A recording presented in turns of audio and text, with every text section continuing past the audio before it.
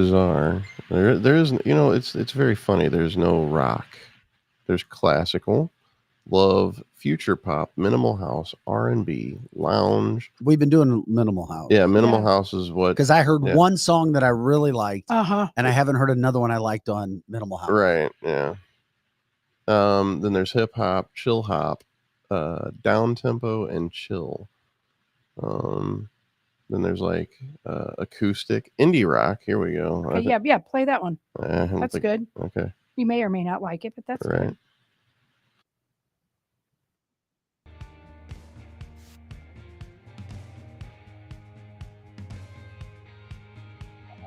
Ben? Oh, I like it. That's good. It's upbeat. Yeah, that's good. Thank you, Joe.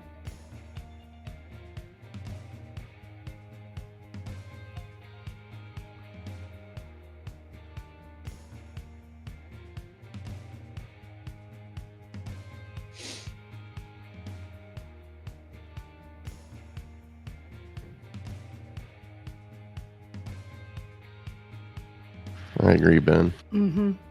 That's right.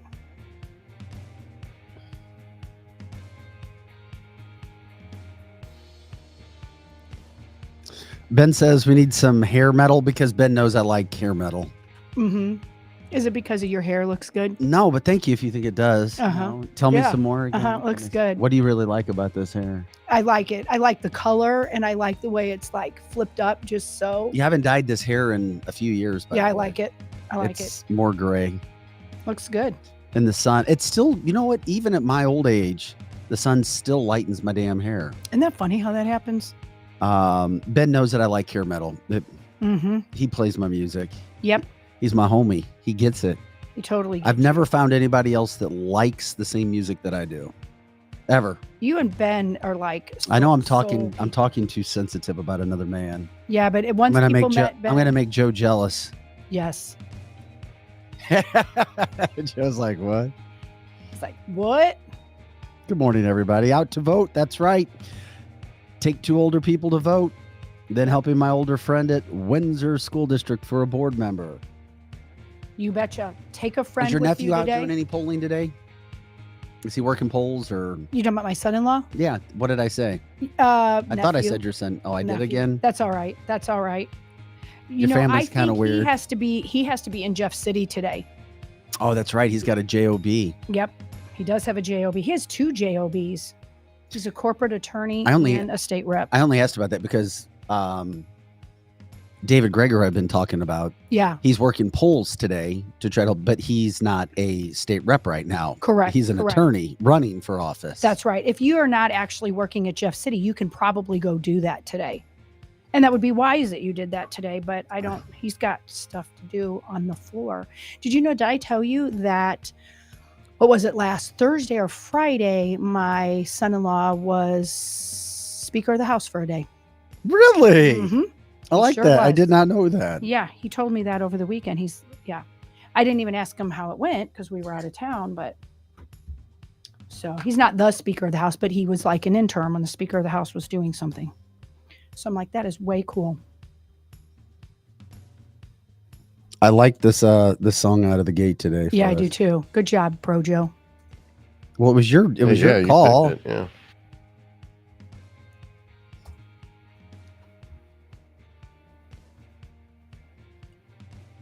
What is today? 4-minute reading. April the 2nd. So you're not going to be fooling me with saying someone else is going to be President Trump's VP. He got me a good one. I saw that. Yeah, that was funny.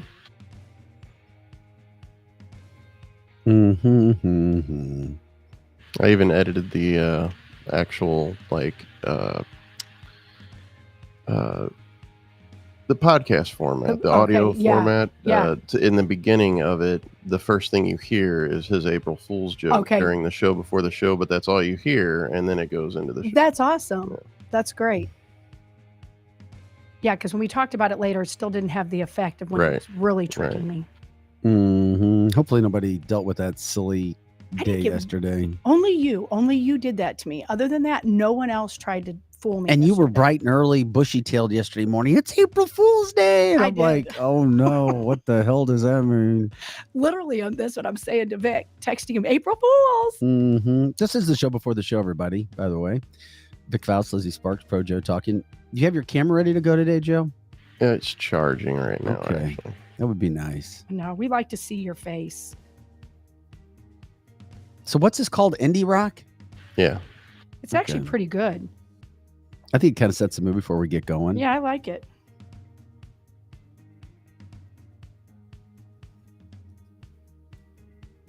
Like, subscribe, share the show, everybody. We appreciate that.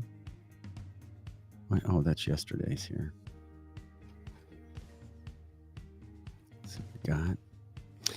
We broadcast out of the Midwest, St. Louis. We had lots of storms all around the area.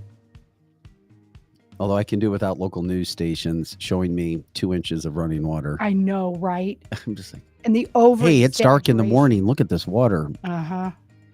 I'm going to tell you right now, every reporter has stood in damn water, and it's stupid. Mm-hmm. I stood in water with waiters. With waiters. I'll never forget, I met Chris Blevins from The Edge. He owned drones, and he took care of Dave Murray's drones that he used. Did he really? Yeah, and I'll never forget, I'm standing out there. I just moved to St. Louis, and I'm like, what the hell am I? I'm going through a divorce. It's late at night. I'm standing in 3 feet of water. I'm north of Highway 79, where I'm told it gets flooded all the time. Oh. And I'm like, what the hell? Where have you brought me, God? I'm like, what the frick? I'm standing in the middle of freaking nowhere in 3 feet of water in St. Louis. I'm like, what the frick is going on? Mm-hmm. I was like, maybe I should be back in Detroit. I never had to stand in water in Detroit. And then I see this car coming around, and it was freaking Chris Blevins in this drone. Hey, man, I'm Chris. I'm like, who the hell is this dude? And you didn't know him at the time? No. I see the Viper van is sitting down. So everybody stood in freaking water, reporters, and I was like, it's your rite of passage. Apparently. Oh my God, I see these. I saw reporters this morning. I was checking the weather. That's something that local news is decent for sometimes. I'm like, why do they have these people standing in like 1 inch to 2 inches of water? It makes no sense. And yes, loud. I mean, we all deal with storms, okay? I don't freak out about weather. But holy crap, were they loud last night. They were really loud. Violent. Mm-hmm. Thank you for liking, subscribing, sharing the show, everybody. Let me get this going here. Did I do this? Okay. And by the way, if you guys have TikTok accounts, like us on TikTok. We need 1,000 followers on TikTok so we can go live there as well and continue to grow the show. Whenever we put reels there, it just booms out of the water. Our viewership, our like. So we appreciate you guys helping us with that as well. They're great at helping us with that.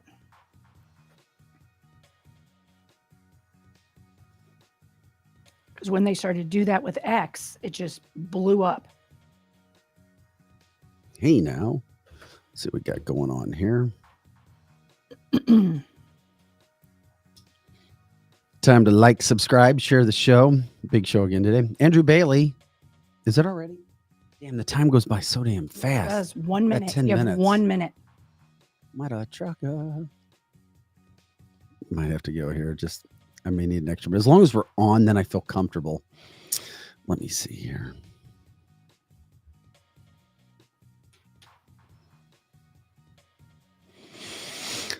Oh, yeah. The best / worst April Fool's Day joke yesterday was Bill Gaetz has passed away. I didn't see that one. I know. I was like, oh, could we be so? Mm-hmm. I guess I don't care. I mean, I don't wish death on anyone, but I think he's done plenty to other people with his involvement during the pandemic.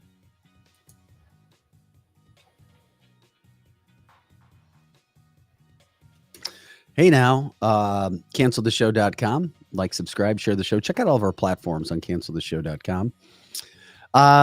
Kelly doing a show this week, by the way? Do you know? Have you heard from her yet, or is she still recovering from her egg hunt? Yeah, she is not scheduled yet.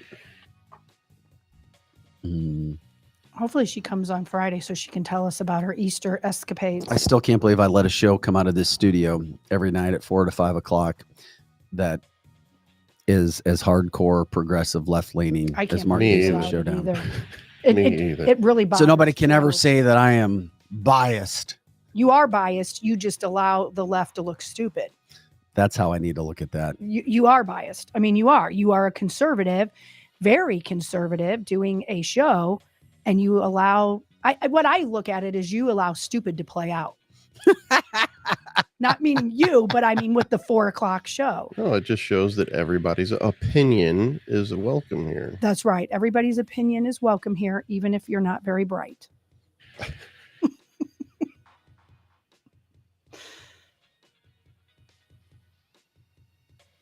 And that is not, if you just heard me say that, that is not saying it to the Cancel This listeners. Because they are smart and inform us every day. Our listeners, like Greg, he was freedom of speech is what Ben says. He got in there and he really, he was talking to Mark the other day.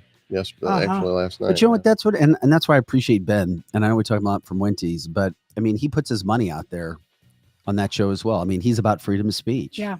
I do think that's important. I think even people I don't agree with, that I don't think are very bright, in my opinion, when they're really far left like that. But this is still America, and they're allowed that freedom of speech. Hell yeah, it is. And it should be. Yes. And that's why I think people here on the right, they come after us for our freedom of speech. That's why you got to get out and vote. Got to get out and vote today.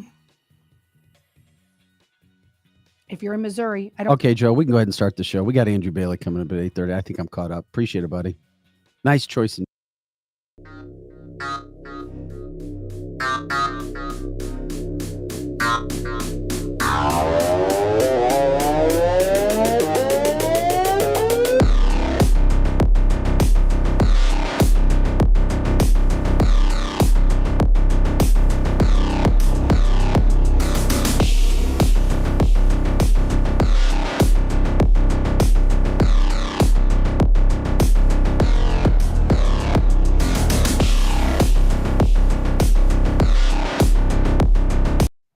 And welcome to cancelthisshow.com. Vic Faust, Lizzie Sparks, Projo in the house as well.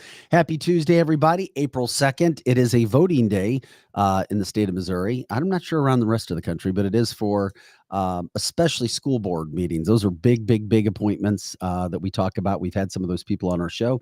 If you're in our area or wherever you're going, if it's a voting day for you around the country, get out and vote. Do it. Take people. We already had people checking in this morning to let us know what they're doing. All right. Vic Faust, Lizzie Sparks, Projo in the house as well here Monday through Friday, 8 to 10 a.m. Central and all the time on our website, canceltheshow.com. Appreciate you guys promoting us all around on all of the platforms that we have. One platform we're going to grow now. We're going to get bigger. We've done some reels on there as TikTok, and it blew up really quick. We haven't had a chance to do a bunch of the reels there. Busy.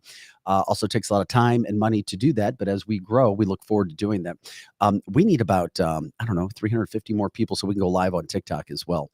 So there's a call to action. You guys are amazing. By the way, when we send out newsletters or we send out some sort of call to action, the open rate on our information, and if you're not subscribed to the show, please subscribe to our show so we have your email as well, because we have a lot of information that we send out as well.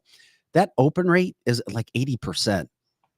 And people who watch the show and listen to the podcast listen to about 75% of it. It's unheard of. Yes, we're bragging on ourselves for a second, but that's you guys. We appreciate it. 2 hours is a long time for a show. We produce 10 hours of content every week, just this show. So we're grateful for you guys jumping in with us.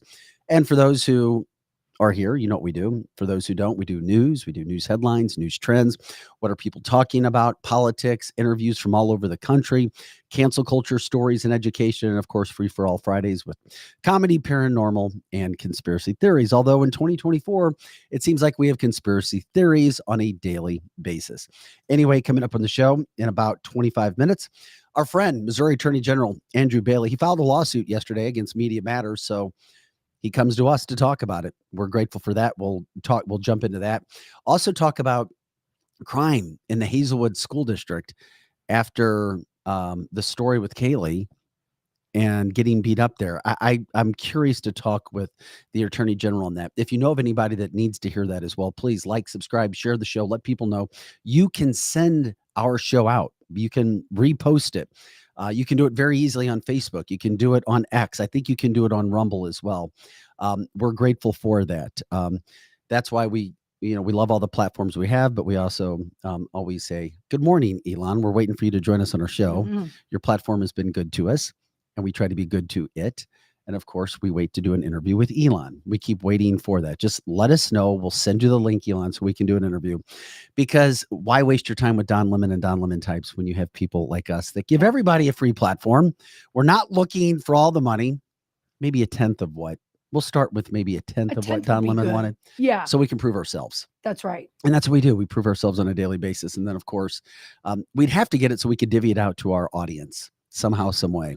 And we would too. Like owner sharing. We'll do that. We got revenue sharing with everybody because everybody is a part of the show. It's the people's platform, fastest 2 hours in podcasting. Okay, enough of me talking about that situation. Real quick, I wanted to get into it because I loved it last night. And it is one of our stories that we got to get to. I have never been more captivated, and this isn't a derogatory statement, by a women's college basketball game than I was last night. Caitlin Clark in Iowa taking on LSU, a rematch from last year's national championship game. And I can't wait to see the ratings. When they played the national championship last year, it was like 10 million people watched. I think last night for an Elite Eight game, it's going to be even more. Wow. The hype for this game was so good. And it's because of Caitlin Clark. Mm-hmm. We have never seen a young woman, do what she has done in basketball. That's right. And keep her mouth quiet, say all the right things, be humble, do things the right way. I mean, she literally has teammates, and I'm not trying to be disrespectful. She has 4 teammates that I'm not sure would start, maybe one. Mm-hmm. And this woman is willing by herself. They're into the Final Four, and she's doing, now, granted, they all have to play defense. They all on the court, but I'm not sure her other 4 teammates would start on any of the final Elite Eight teams, but she did. Last night will be huge, and so congratulations to Iowa. They dominated LSU. This woman was freaking absolutely amazing. The other part about it is going into the game, the media, as they tried to goad her to say something bad about LSU star player who last year in the championship game followed her around the final 5 minutes of the game, pointing to her hand like, I got the ring. I literally followed her around the court. Should have been teed up, never was. And Caitlin said, no, it's just competition, said all the right things. And last night she's dropping bombs over 40 points, 12 assists, 6 rebounds. And what she has done for women's basketball is absolutely amazing. And how she has humbled herself and really tries to get her team. I get frustrated to watch her. I want her to shoot every time, and she's still trying to get her teammates in action. So they move into the Final Four. And they're very respectful, but there is a situation that happened before the game last night. We want to show you this, and I'll explain it. Here's what happened. Before the game started, LSU was nowhere to be found for the national anthem. They were not on the court for the national anthem. Iowa was on the court for the national anthem, but as we'll show you in this video, did you have a chance to pull that video up yet? Here, go ahead and play this, Joe. Look where they're nowhere to be found.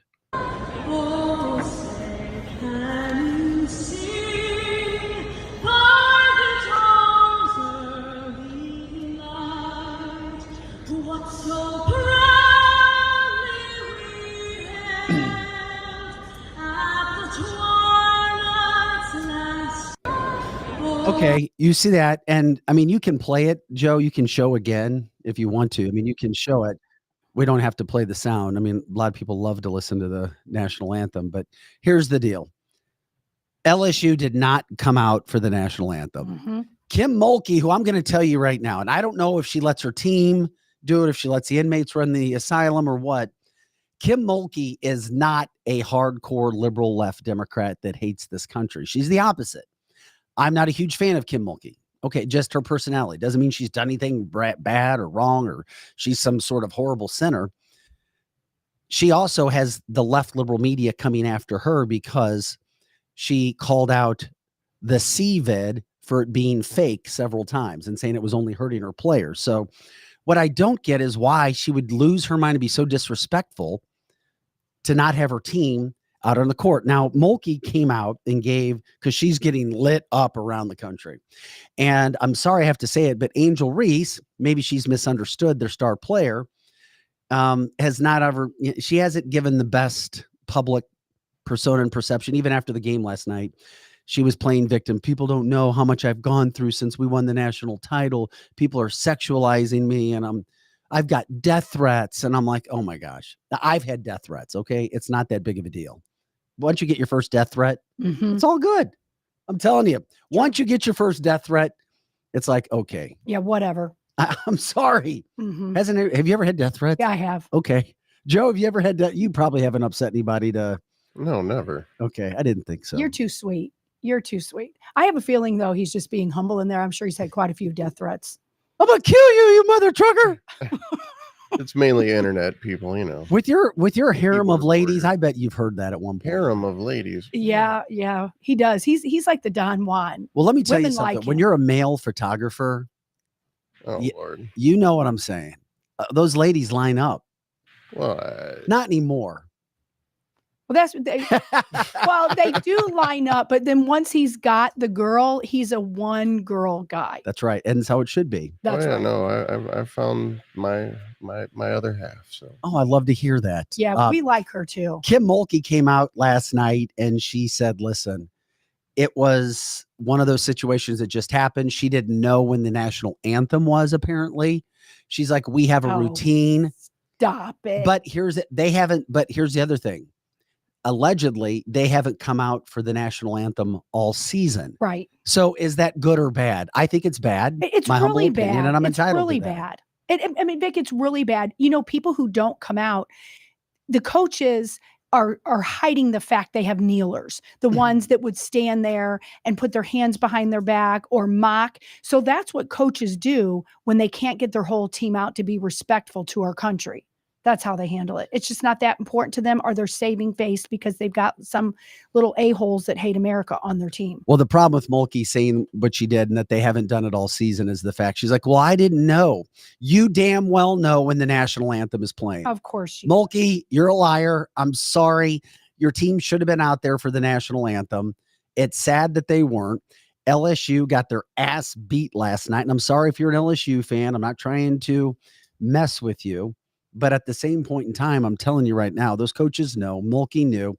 I guarantee it was her team's decision at the start of the year not to honor America, not to appreciate this great country they play in, not to honor the flag. And yeah, I'm not trying to go overboard on it, but I'm going to tell you, she's lying. She just should have said, listen, be who you are. Don't lie. All right, just be honest, be direct, be straightforward. It is what it is. Kim Mulkey, you lied for your team. Your team went out and got their asses beat by Caitlin Clark and crew. And then Angel Reese went to the podium. And yes, I saw one of the comments tried to take the shine off Iowa. Oh, well, woe to me. You guys don't know what I'm going through. I'm the princess. Okay, enough. Caitlin Clark is the best college women's basketball player of all time. And I am a huge sports fan, and I can't believe I was watching it last night. It had been a long time since I really wanted to watch a game that bad. Really, Mizzou football, yes, when they beat Ohio State in the Cotton Bowl this year, which was awesome. But man, watching this game from two schools I have nothing to do with. So congratulations to Iowa, and congratulations to them actually being on the court for the national anthem. Amen. Because when America is under fire, under attack from within, and we are, our culture, our values, the fabric of America is, I can promise you this much. They're honoring their flag and their country in Russia. They're doing it in China. They'll do it in India. There's more senses of nationalism there than there are with these college teams who are entitled. And the men's game gets a lot of woke. It's gone woke. Very woke. I just credit Caitlin Clark for not giving into woke, because there's so much money to be made. There's so much attention, and she hasn't. She says all the right things. She does all the right things, and her teammates are out there standing, trying to do that. So that's our attention to Kim Mulkey this morning. It goes there. Okay, Missouri Attorney General Andrew Bailey coming up at 8:30. Several things to talk about with him. We were just talking about that. New lawsuit he has filed with Media Matters, wants to talk about Missouri versus Biden. We're also going to talk about the situation regarding Hazelwood East. We've been waiting to talk about that, where he's going with a possible lawsuit, and anything else that comes up in the time that we have to talk with him. And Andrew talks so fast and has so much energy. I'm sure we might be able to talk about it even more because Andrew Bailey is the man. He's got so much on his mind. I was like, boom. The man is like a robot. He's AI. I'm going to tell him that today. Yeah, tell him he's AI. He's done such a damn good job. I think he's right. an AI robot. I think he is too. I don't need sleep. Just give me some coffee. I'm going to get my lawsuits in today. There you go. Hey, yesterday, as soon as the show finished, some Joe Biden clips came down. Mm-hmm. And we are never going to allow good Joe Biden video to go by the wayside. Of course not. Because we're going to show you what the national media doesn't show. That's what we do on Cancel This. We just want to be fair, honest, and direct to make sure all those clips are going on, because if Donald Trump said or did what Joe Biden did on Sunday, you certainly would see it all over the national media. Let's start with this quote. Did you know there's a new holiday? We celebrate Easter. Right. Joe Biden celebrates oyster. Oh, well, yeah, he celebrates, you've heard of Easter bunnies. That's right. He was talking about oyster bunnies. Oh, I'm so glad. Here's Joe Biden. And I'm coming down to do that Easter egg roll in just a minute. Thank you all so very, very much. Thanks, everybody. And by the way, say hello to oyster bunnies. Come on up, bunnies. Get up here so they can see you. And I'm coming down to do that Easter egg please. In just a minute. Thank you all so very, very much. Thanks, everybody. And by the way, say hello to oyster bunnies. Come on up, bunnies. All right, Get we're going to do it. We're going to find our oyster bunnies. Oh, my gosh. Hey, when somebody finds the oyster bunnies, can you let me know, please? I would like to meet the oyster bunnies. I want to know what oyster bunnies are. Me too. I've oyster bunnies. Dear God, help us, that man. He's the president of the United States. Oyster bunnies. Oh, my gosh. That's so the oyster bunnies. Okay. It went from kind of funny to very sick in a hurry, because that's what Joe is. Mm-hmm. He's either lost or he's creepy. And here's the creepy. They got to keep this man back. First of all, look at him looking at that child. The mad sniffer was back in action. I think I see him drooling a little bit. Yeah, I think so. Parents, I'm telling you, I know, oh, it's cool. The president's here. Let's get her. Keep your kids away from Joe. Look at him. Look, watch this as Joe leans in, the mad sniffer at it again.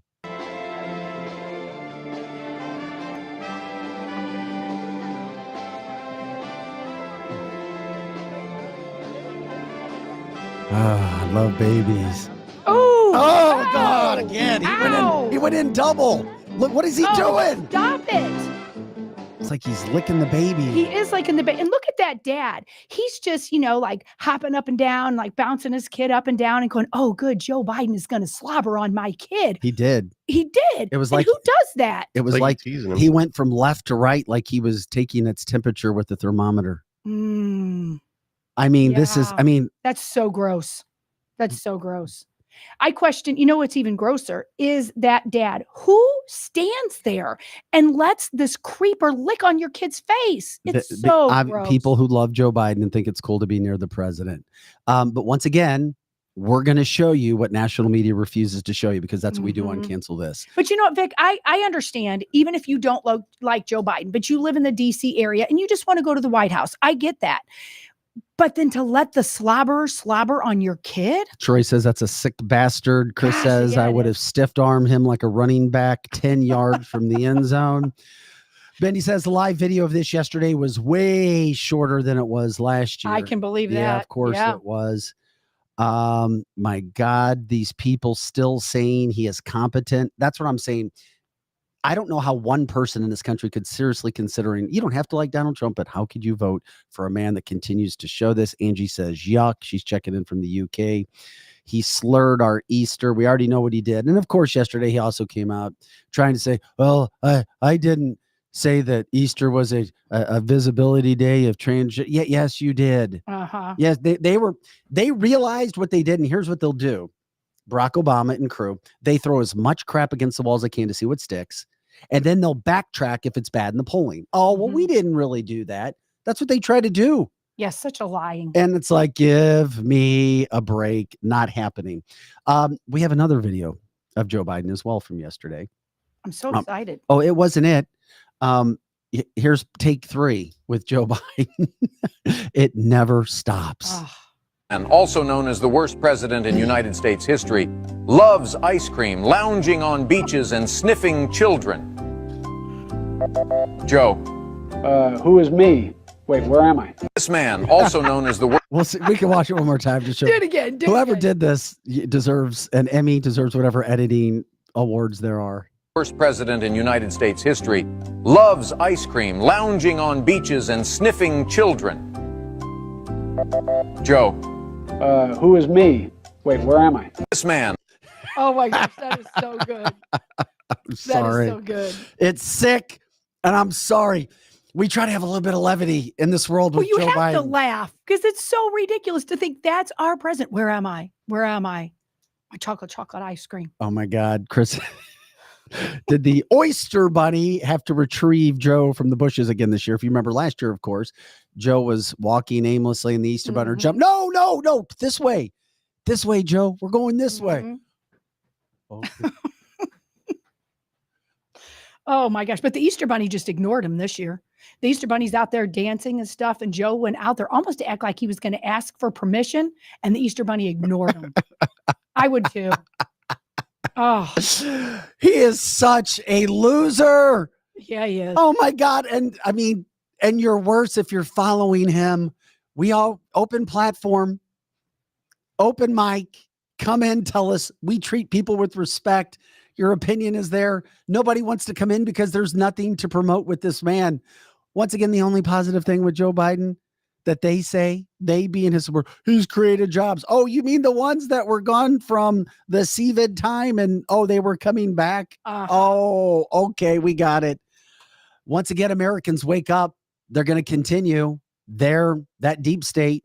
Mm-hmm. They're going to continue to throw as much at you as they possibly can. And it's, it's getting worse. It really is. It's getting worse. By the way, I don't know if I sent you video of that or not, Joe. And I can't remember if we went over it. The new polling is showing that younger people, and we heard this yesterday and sometimes you don't believe it until you see it in the numbers in polling, but Langford Cunningham, who joined the show yesterday to promote his Thursday night show here on Renew Media Group, starting at 6:00. He'll be here every Thursday, 6 to 7, Blind City Podcast. Said he had to become blind to see clearly. African-American man from the city who calls himself an independent. By the way, I was told, thank you, Vic, for telling him, you're going to vote for Donald Trump. Yeah, I don't know why he didn't want to say it. He didn't want to say it publicly, but on this show, it's canceled this for a reason. We're going to be honest. We're going to be truthful. He's going into the booth to vote for Donald Trump. Yeah. What he did say is that Black Americans who are, what do you say, 60 and over are still they're still caught up. They've been so brainwashed. That's right. Into, Democrats care about us. Whites don't. They're racist. He's like, but all the younger people, like 40, 45, they said they've turned on the Democratic Party. Absolutely. And he said they're actually Trump supporters, which is great. Polling is now showing not only is African-American doing, younger voters are leaving the Democratic Party in droves. And what's his name? The James Carville. Carville is out warning people now. He says the party numbers are horrifying. They are horrifying. He's like, the liberal, he says his party isn't talking about it publicly. He says he wants to. And he doesn't just say African Americans. He's like people of all color, legal Hispanics. Yes. Latinos, they hate what's going on. They see what's going on. So James Carville saying, I'm going to say what the Democratic Party's refusing to say is, we got to take this stuff seriously. That's right. Because in correcting a problem, what's the first thing you have to do? You have to admit that there's a problem. That's right. You have to acknowledge. Once again, it's the game plan. Okay, we got a problem. Hello, Democratic Party. We're losing voters right and left. We got to address this. Admit it. Put your game plan together, and then you execute it. But they're trying to throw things through almost as if they know what they're going to do in the election. So they're leaving. They're seeing this video that we show you with Joe Biden, and it's getting worse day after day after day after day. And then What we also had come out yesterday, which I felt was pretty interesting when it comes from the political standpoint, is how about now? I'm not an RFK Jr. fan. I like his CVID message, but then he went out and picked one of the most liberal, progressive VP candidates you could ever imagine, Soros tied, donating hundreds of thousands of dollars to the LA district attorney, Gascon, who is arguably the most progressive, left-leaning, anti-police prosecutor in America. He refuses to talk about who he would vote for. But yet yesterday, when it came to the Supreme Court, but yesterday in an interview, listen to what he had to say when it compared to Joe Biden and Donald Trump. This is very interesting. Do you really believe that when people talk about the threat to democracy that Trump poses, do you really think that is an equal evil to Biden? I mean, listen, I can make the argument that President Biden is a much worse threat to democracy. And the reason for that is President Biden is the first candidate in history, the first president in history that has used the federal agencies to censor political speech, so to censor his opponent. I can say that because I just won a case in the Federal Court of Appeals and now before the Supreme Court.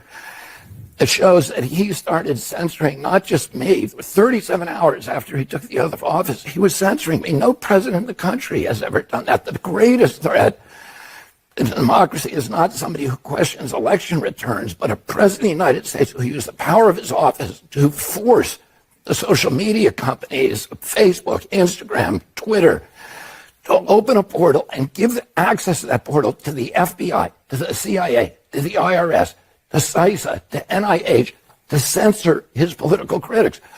President Biden, for the first president in history, to use his power over the Secret Service to deny Secret Service protection to one of his political opponents for political reasons. He's weaponizing the federal agencies. Those are really critical threats to democracy. But do you really believe that when people talk about the threat to democracy?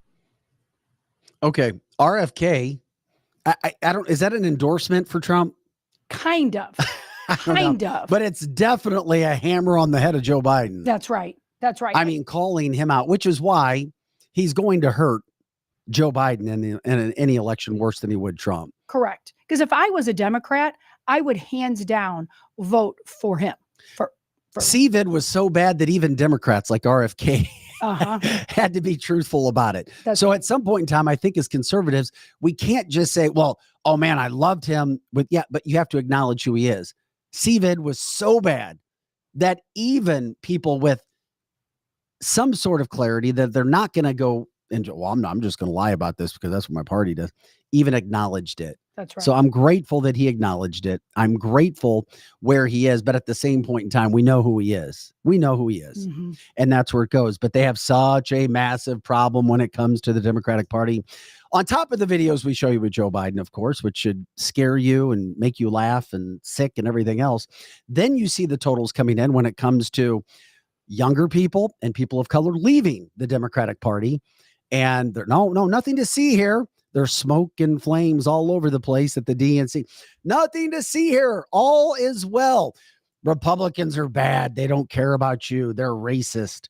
Okay, we see where that's going. So interesting where we get all of that stuff up and running from that standpoint. This is canceltheshow.com. Vic Faust, Lizzie Sparks, Pro Joe in the house, getting ready to talk to Missouri Attorney General Andrew Bailey. They are getting that shot set up. Looking forward to talk with him here. It's been a little bit of time. We normally try to talk with the Attorney General once a month. He's been so damn busy, Lizzie. Yeah, he has. I mean, not only did he pick up where Eric Schmidt left off, I mean, he's increased the pace. I am so happy. Somebody needed to increase the all of the crime being prosecuted and to call it all out. So, and I liked Eric Schmidt just fine, but Andrew Bailey is just killing it. I came in and I'll say it again. The first night that I met him here at Strategic Air Services, I came back the next morning and I said, people, just wait. You're going to love this guy. Yeah, we checked back in with our friend, Missouri Attorney General Andrew Bailey, who joins us today. Andrew, who did your hair today, man? You look good. While I was wrestling 3 kids and getting them ready for the school bus, man. I'm doing it. It's a full court press. Hey, we're convinced you're an AI robot or there's something AI about you because there's no way you get sleep. The success has been going on so far, which has been fantastic. and you continue to add to your plate. We don't want you to get burnt out because things seem to be going too damn well.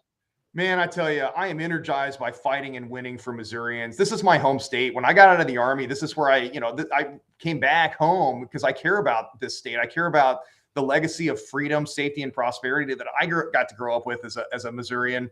And again, I've got 4 small children, 11, 10, 5, and about to be 2 next month. And so I want them to enjoy those same principles, that same freedom, safety, and prosperity. If we don't have warriors willing to fight for those things, we're going to lose them. They are certainly under attack from every angle. Now, the good thing about being surrounded by the enemy is you get to shoot in every direction. And that's exactly what we've been doing the years that I've been in office. Yeah, way to find a positive out of all of the bad that can be going on and is going on. Right out of the gate today, let's talk about this Media Matters lawsuit, because this is something that's fresh and something near and dear to your heart and the job that you were elected to do and selected to do. Yeah, well, look, what we know is that Media Matters is a radical, progressive, not-for-profit group. This is not a media outlet. They are a not-for-profit group that pushes a policy agenda that is contrary to the values of most Missourians. But regardless of that, they solicit contributions and donations from people across the country, to include here in Missouri.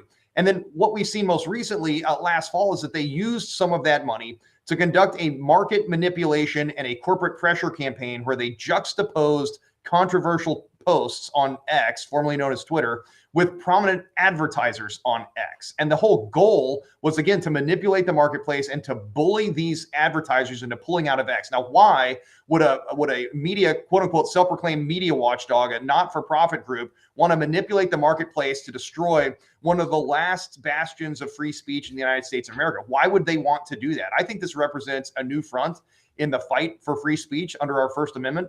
I think that's a fight worth making. And at the end of the day, we're not going to let Missourians be ripped off in the process of manipulating the marketplace. The left hates X because they can't control it.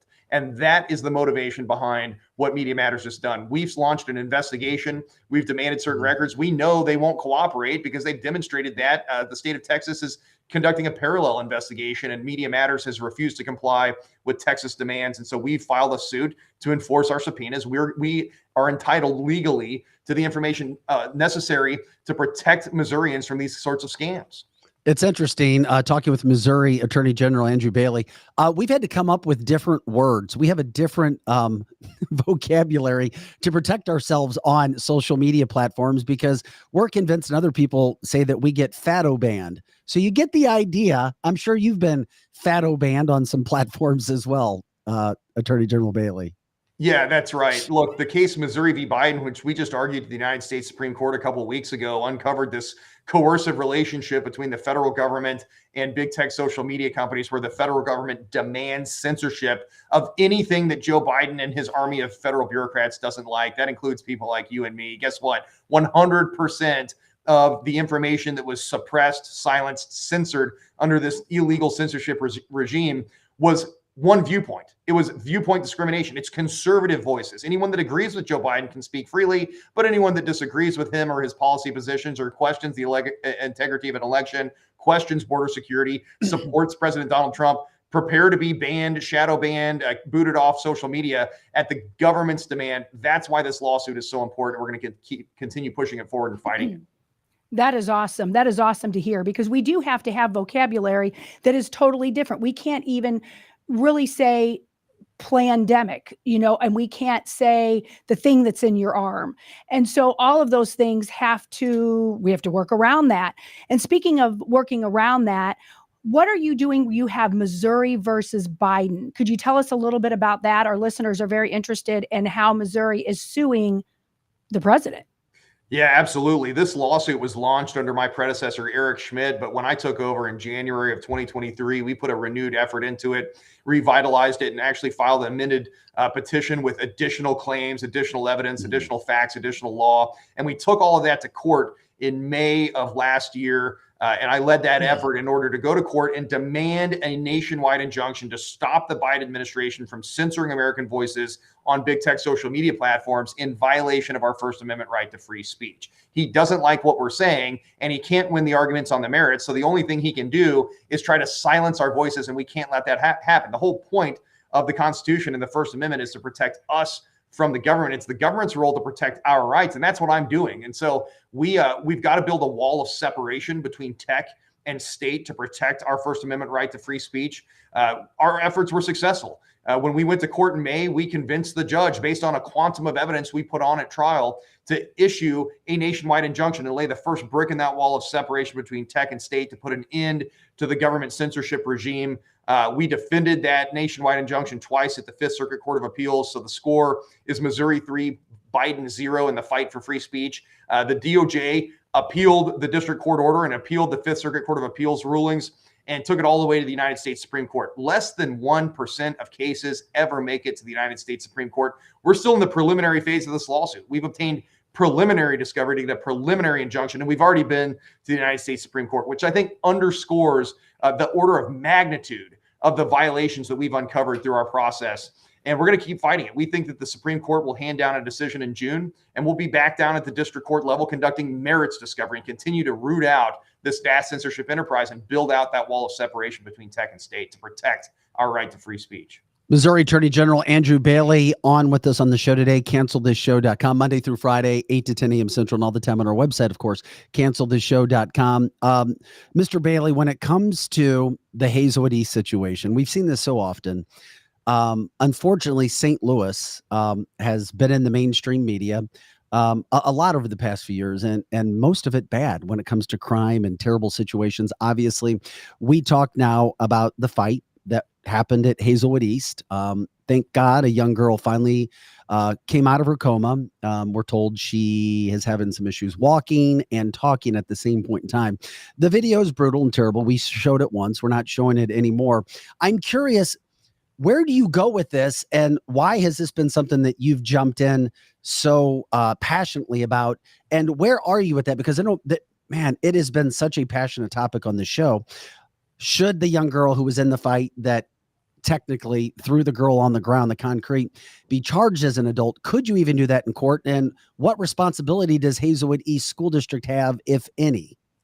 Well, thank you for covering this story. And I think you've hit the nail on the head with kind of the overlap of two different issues here. Number one, there's the crime issue, and I'm a prosecutor first. You've got a 15-year-old who commits a first-degree assault by everything that we see on that video. You've got an attacker who, in broad daylight, in close proximity to the school where these teens are students, on a public street, bashing and bludgeoning the victim's head repeatedly into the hard pavement, even after the attacker had rendered the victim incapable of fighting back. It was the intent, as demonstrated by the repeated bludgeoning of the victim's head by the attacker. It was the attacker's intent to inflict serious physical injury upon the victim. And certainly the attacker achieved that objective, answered prayers that the victim is recovering. That's going to be a slow, lengthy process. And, our hope is that she would be restored to her full cognitive and physical function. But at the end of the day, this is a first-degree assault. When you've got a teen who commits a violent offense at that age and at that level of violence, that teen, if you're committing adult crimes like that, you need to be held responsible in adult court. I'm glad to see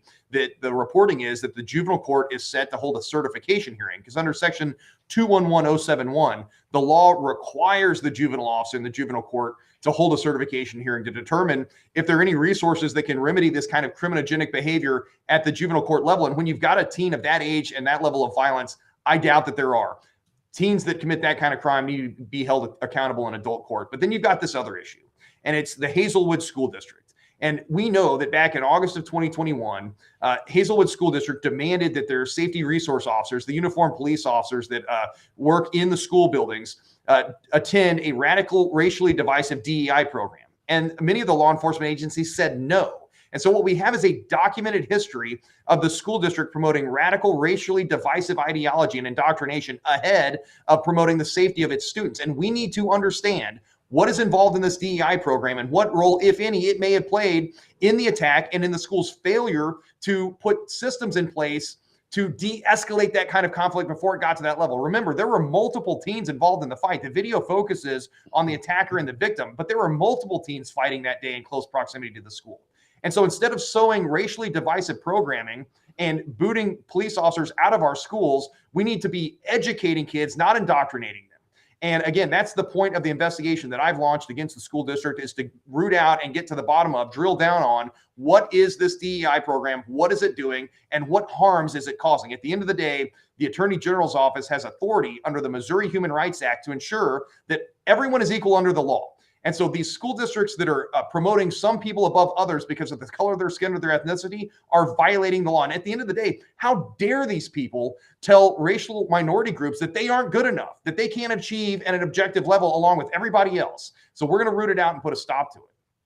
I am so excited to hear that, because so many people don't understand how DEI plays a part to the violence. It makes Black people the victim. It makes white people the oppressor. And great job going forward with that, because I never thought I'd see a day somebody would be attacking this as much as you are.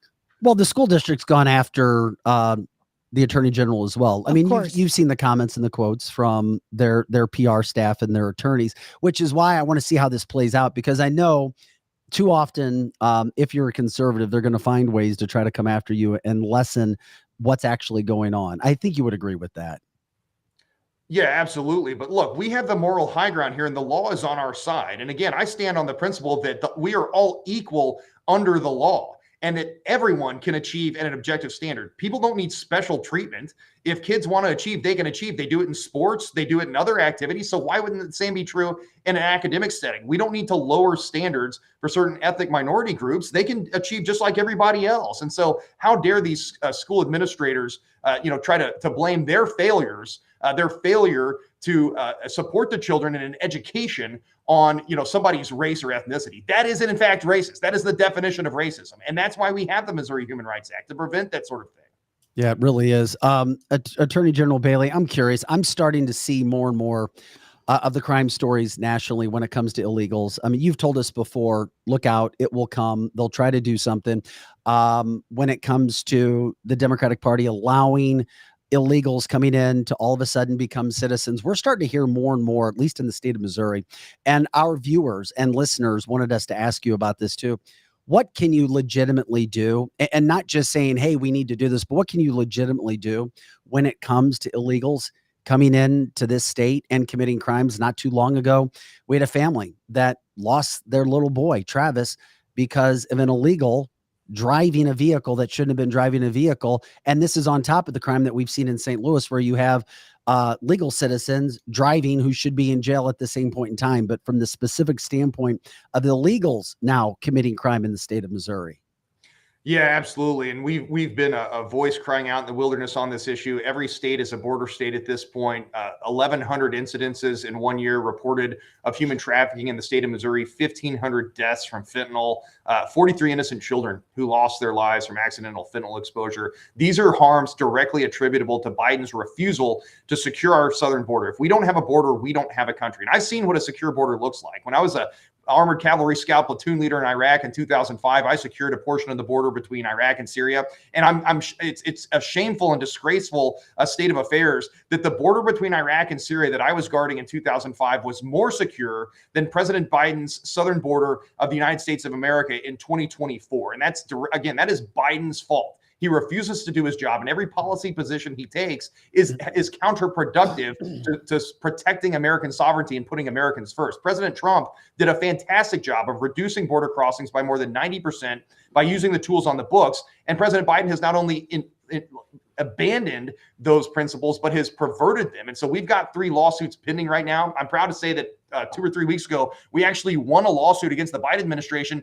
that is forcing him to finish building Trump's border wall. In 2020, Congress appropriated money for the construction of new border barrier systems. The president doesn't get to ignore that. We sued, we took him to court, and we just won. Missourians should be proud of the work we're doing at the Attorney General's office to secure our southern border by using these lawsuits against the Biden administration. I would point out, in Missouri, it is a felony offense to knowingly transport a criminal alien into or through the state of Missouri. It's an anti-human trafficking law, and we're going to enforce that law.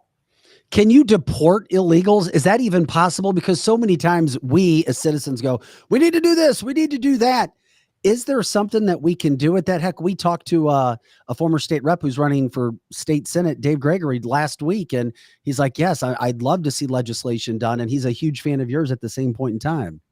Yeah. And you've seen other states successfully implement those kinds of programs. Certainly, it's something that our legislature needs to enact and codify here. But look, we do have tools on the books now. We can go after businesses that are hiring undocumented illegal workers and put a stop to it.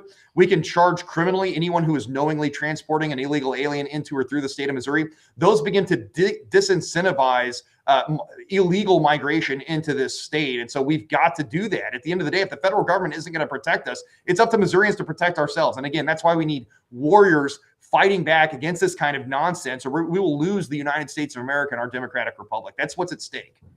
Well, and you were talking about human trafficking, and what we're being told is there's a lot of human trafficking right through Missouri, and that there's like 150 Berkeley girls missing. Is there something your office can do about one particular area with these girls going missing? Yeah, no one should be surprised that Missouri now ranks 4th in the nation for human trafficking. Again, 1,100 reported incidences in 1 year alone. I mean, think about how many instances go undetected or unreported. We've got to raise awareness on this. We've got to begin enforcing the law against knowingly transporting criminal aliens through the state of Missouri. And we are revitalizing our anti-human trafficking efforts here at the Missouri Attorney General's office. I think you will see a rollout of some of those efforts in the coming weeks. Certainly the legislature, our General Assembly, had a task force that they had organized that expired on December 31st of 2023. They've handed that mantle of responsibility to me at the Attorney General's office, and we're proud to take on that effort. We've got prosecutors standing by to assist law enforcement and local prosecutors if there are nuisance properties being used to facilitate human trafficking. And certainly, again, going after the criminals who are transporting, I think, is one of the priority issues. All right. You've been great with us with your time. One quick question. Somebody wanted me to squeeze this in, and maybe it's for another show, but are there any rules, laws in our state right now when it comes to that topic that's been very hot as of late, squatters? Because something tells me if you left a home for a while and you came back and there were squatters in your house, Andrew Bailey, you'd be kind of upset.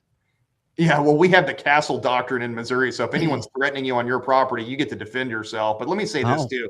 It's a due process issue. Property owners own that property, and we're not going to let others deprive them of that due process right. All right. Andrew Bailey, Missouri Attorney General Andrew Bailey. We appreciate it. We're convinced you've got some sort of AI going on. I'll say it again. We're grateful for your time today. And we pray for you and your family and your children and everything that you guys are doing, because people don't know everything else that goes on behind the scenes. So thanks again for all of your time that you give us all the time, and continued success. Hey, thanks, guys. We love fighting and winning for Missourians. Thanks for having me on. I'll look forward to talking again soon. All right. Missouri Attorney General Andrew Bailey, always a big hit when he comes on because it's legit. What he is doing is legit. These are real issues with real solutions to problems that you want solutions for, not just political talk, but going after with political action.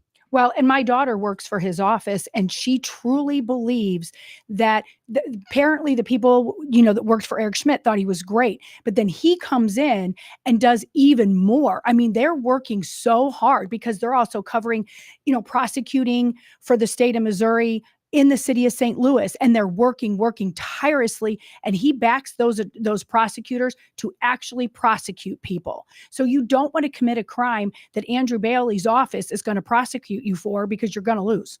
Well, the thing about it is, man, there's so much going. We talk about all the stories every day, day in, day out.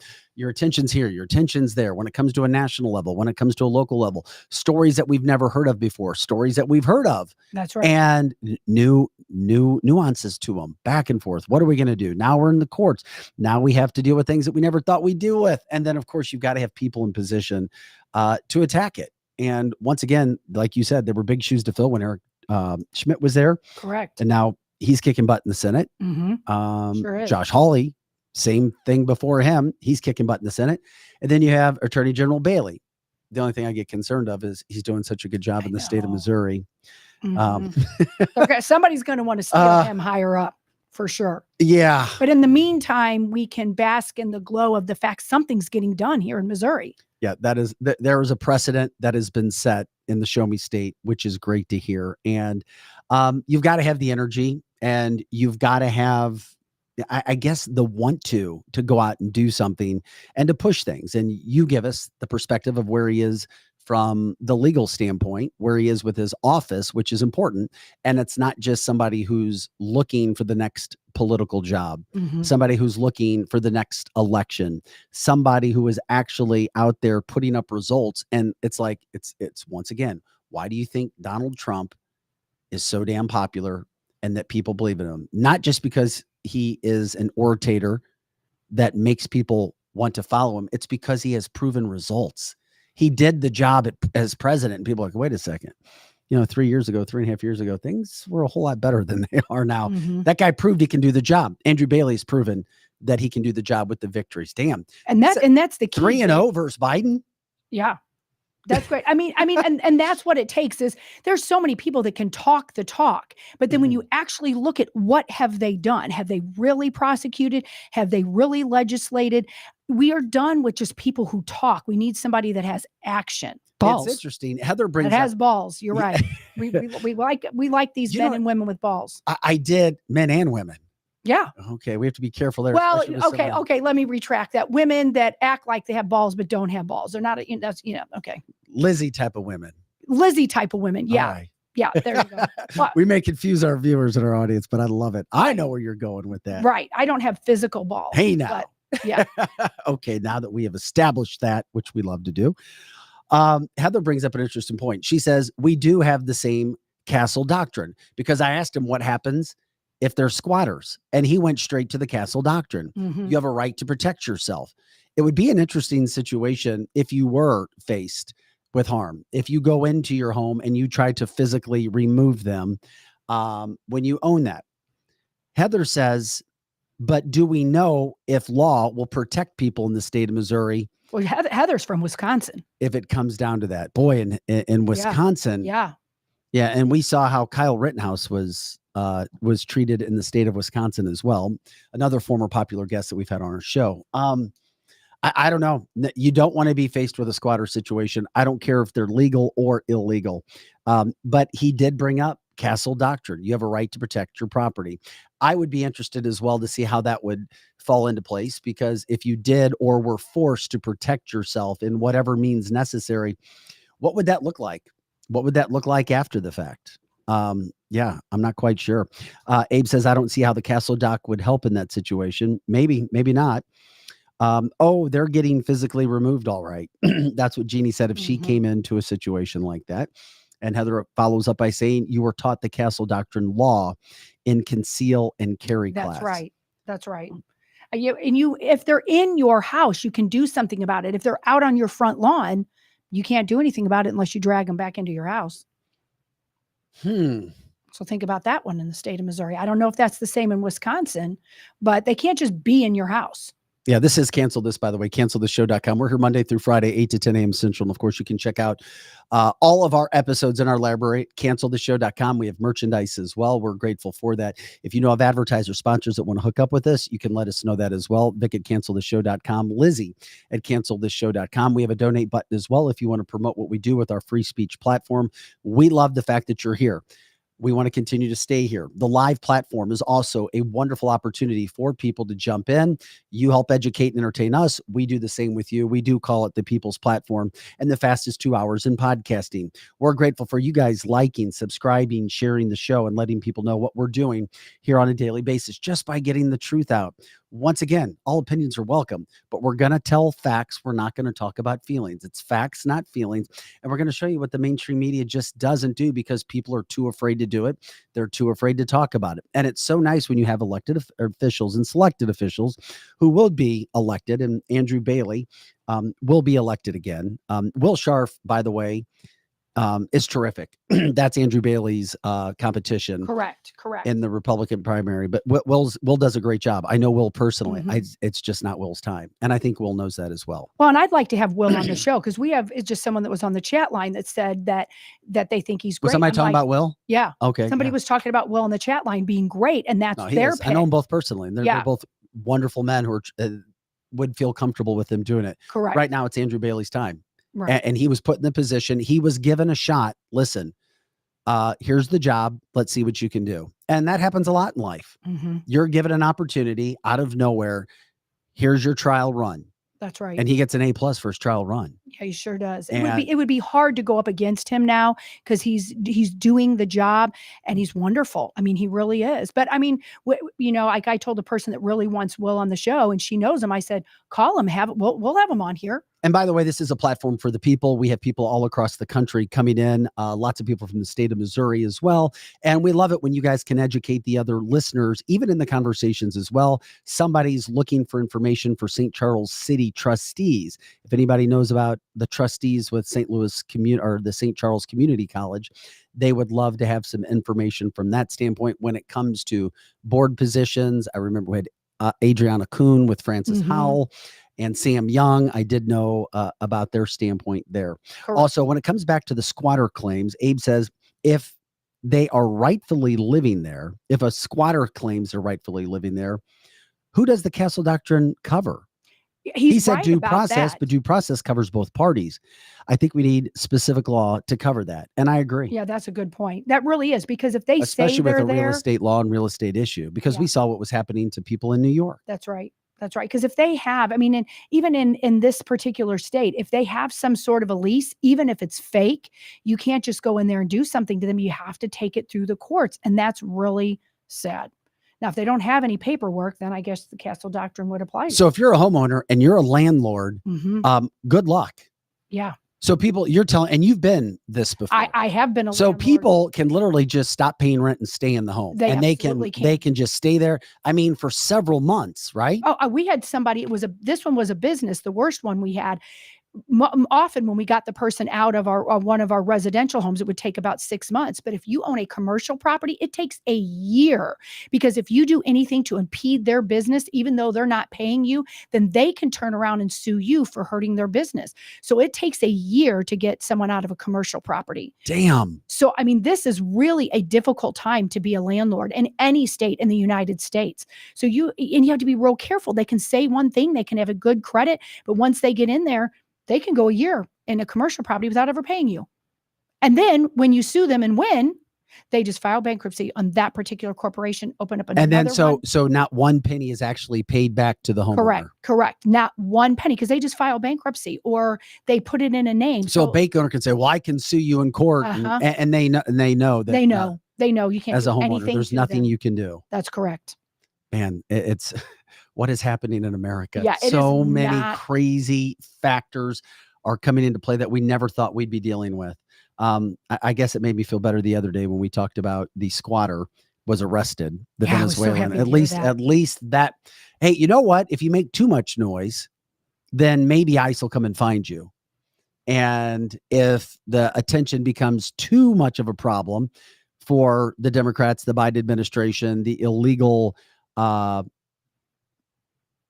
I guess, infiltration of this country, then, oh yeah, that's looking bad for our voters. That's looking bad for our ratings in the polls. Yeah, then maybe they'll do something. But my God, how things have changed and what we're dealing with right now. Never, ever, ever thought we'd be in a situation like we are right now. Thank God to Andrew Bailey, who's doing what he can at that national level. But at the same point in time, we need more and more Andrew Baileys. Because we see what's happening. We talk about, okay, maybe there's hope in Donald Trump to bring things back to what they were. But another huge story that's happening right now before our eyes, we told you about it. 14 representatives leaving the House right before the election. It's unprecedented. It's never happened before. Well, Matt Gaetz on Real America spoke about this. And he did this interview yesterday talking about what's happening. And these are big claims, because this is what we say. People, oh, conspiracy theory. You know, people are at retirement age. It's a coincidence, because we have learned on this show throughout our study, and we do this every day in 25 years of television media experience to back it up with radio as well. More and more things are not just coincidence, especially in 2024. They're just not. And we're not looking to create controversy. We're not looking to create, oh, we got to have a story. Let's just get everybody all riled up. There's something to this.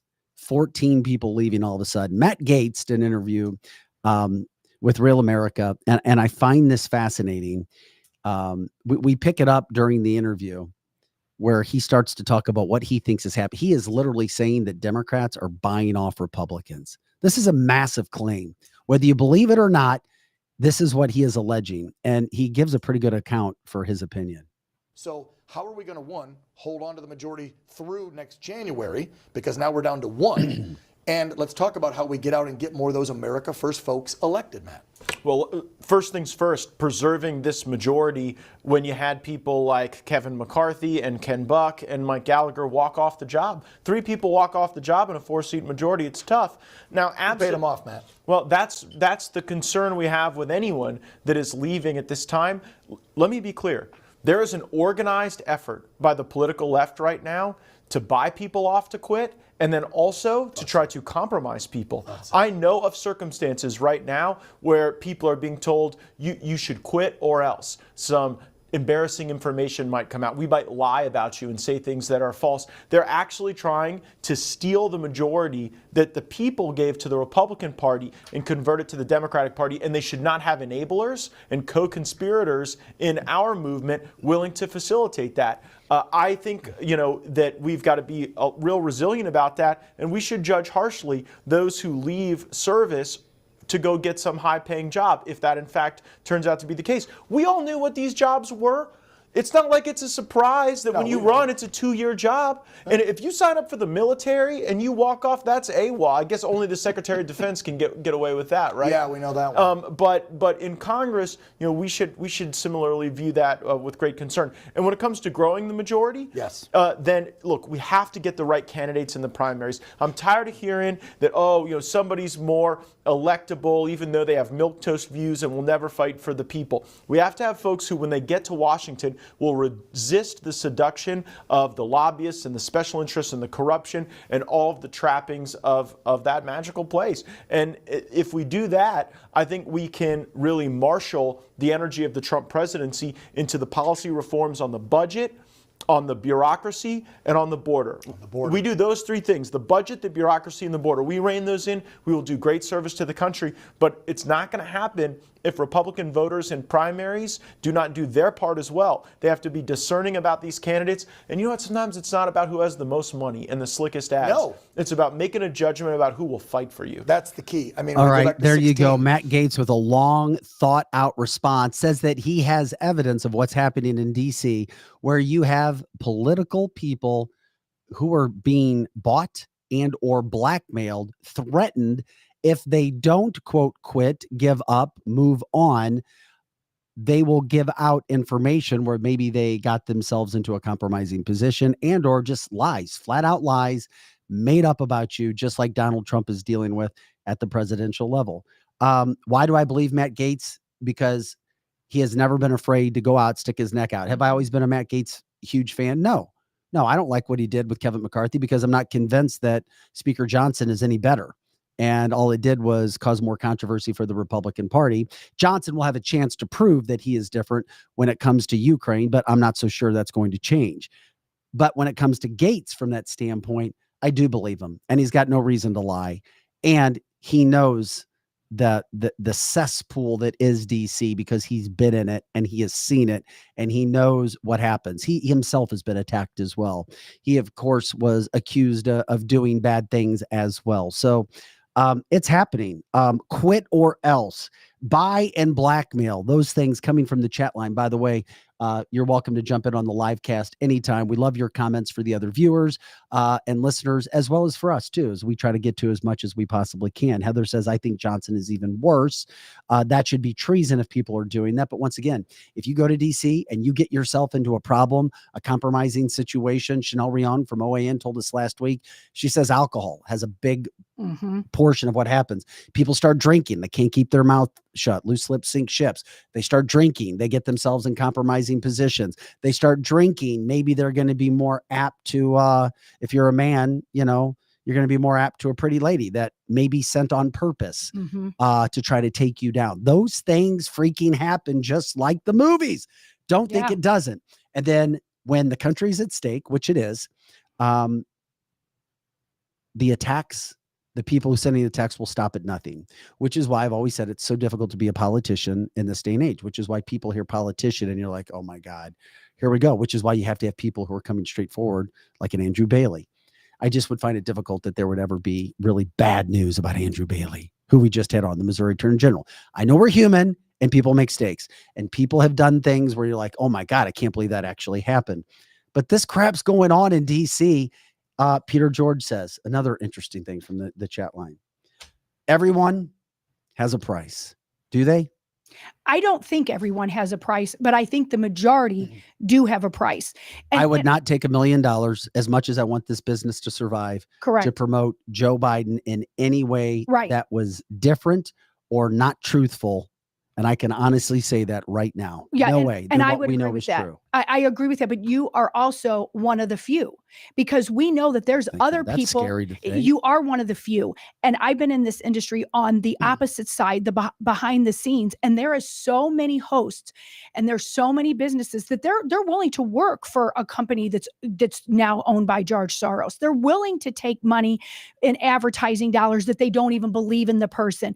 You're one of the few, right? Even here in Missouri. And I can say that about Vic because he's not going to take money from anyone he has to sell his soul to, but you're rare. Well, yourself and Joe also. We're the same way. That's right. And everybody knows what happens behind the scenes. That's right. But we have a whole crew that's like that. Pro Joe is like you too. As we fight to make sure that these messages are out, we don't have to share everything on about attacks and things of that nature behind the scenes. That's right. But we continue on. We get attacked a lot. Needs to be out there. We have to. And we're going to continue to bring that information to you on a daily basis at Cancel This. I just know, here's what pisses me off too. Mitch McConnell. I'm sorry. If you love Mitch, I don't know how the man continued the position that he had. This guy is going to finish on his term and then he's going to go away. Thank God, because he has not helped. I repeat, he has not helped us in any manner whatsoever. The fact that Josh Hawley had to literally call him out and say, listen, it's time to go, is a big, big deal. Thank God he is finally gone. Glitch Mitch. Now he's going to come out and act like he's some sort of savior. Mitch McConnell has now come out and stated that this is now the most dangerous time for America since the Cold War. And you helped get us there, Mitch. He literally came out and said that yesterday. Mitch McConnell is one of the reasons we're in this situation, and he's going to come out and say that. The media, national media, will take those messages and then, of course, try to make him as he cares. From the chat line, Gary says, Mitch's wife, China. Another reason for term limits, and you already went where I was going with that. Andrew Bailey brought up term limits. Matt Gaetz brought up term limits. It's very interesting that you hear more and more conservatives and Republicans talking about term limits and why they're needed, why they're important, than you do Democrats. And I'm not saying every Republican, but many Republicans talking about term limits, why we need them. Democrats, on the other hand, not interested in term limits. There's a reason why. Once again, look at the politicians' salaries when they go into office, and then look at the millions of dollars that they're worth once they leave office or are still holding office in these congressional seats. Makes no sense where that money's coming from, because we know it's not done on the up and up. It's not done on the straight and narrow. We appreciate you guys liking, subscribing, sharing our show. We're here Monday through Friday, 8 to 10 a.m. Central, of course, all the time on our website, canceltheshow.com, the fastest 2 hours in podcasting. It's what we do here. News headlines, politics, cancel culture, education, and of course, our Fridays, the Free for All Fridays, paranormal, conspiracy theory, and comedy with our friend Eric Johnson and, of course, Kelly Mano. And by the way, for people who come into the show, if they see Lizzie looking down, Lizzie has two jobs. Lizzie is not only co-hosting, but Lizzie is also responding to the comments as much as we can, because you'll notice our comments are second to none. The viewer interaction second to none because of what you guys do. And we appreciate it. I still don't know how you do it, but you got fast thumbs. I guess I've learned how to do that. So, but everybody is so smart. They say great things. And I don't always agree with everyone, but I think it's so important. The show is so different because it is literally based around these smart people that listen to the show. We love it. We do love it. It's so damn good. And it's so much fun, which is why it goes by so damn fast, as we talk about every day. And of course, if there's stories, if there's ideas, if there's interviews that you guys think we should be covering, or if you guys know people that we should be talking about, let us know. If you have the contacts, let us know as well. We're continuing to do all of those things that we possibly can as well.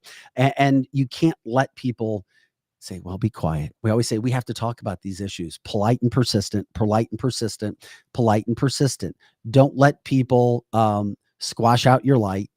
Don't do that. You've got to do it, and you should be doing it in a very positive way, but a persistent way as well when those things happen. Another issue, as we talk about over and over and over again, is the crime that's going on. Andrew Bailey talked about as well. Check out this video. This is from Albuquerque, New Mexico. Literally the other night. This is Albuquerque. And we know a lot of illegals have come through Albuquerque. It is what it is. I have no idea why this isn't getting more attention yet, but police are literally sitting there. Watch a gunfight break out. We can show it to you a couple times. The first time we'll show you, you got to listen and imagine what it would be like there. And you see police, people just don't give a shit anymore. Oh,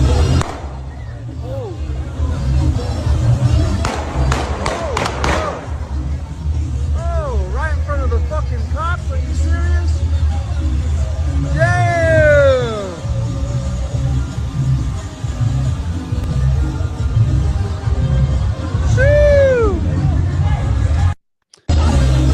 I just want people to see this one more time. Oh, right in front of the fucking cops? Are you serious? Damn!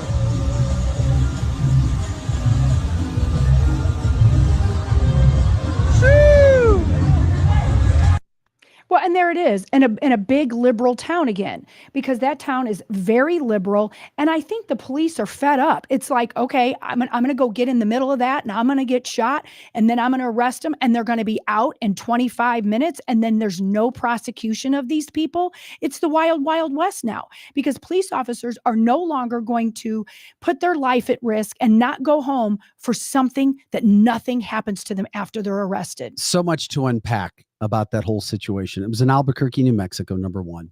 Number two, the city is overrun with illegals. Mm-hmm.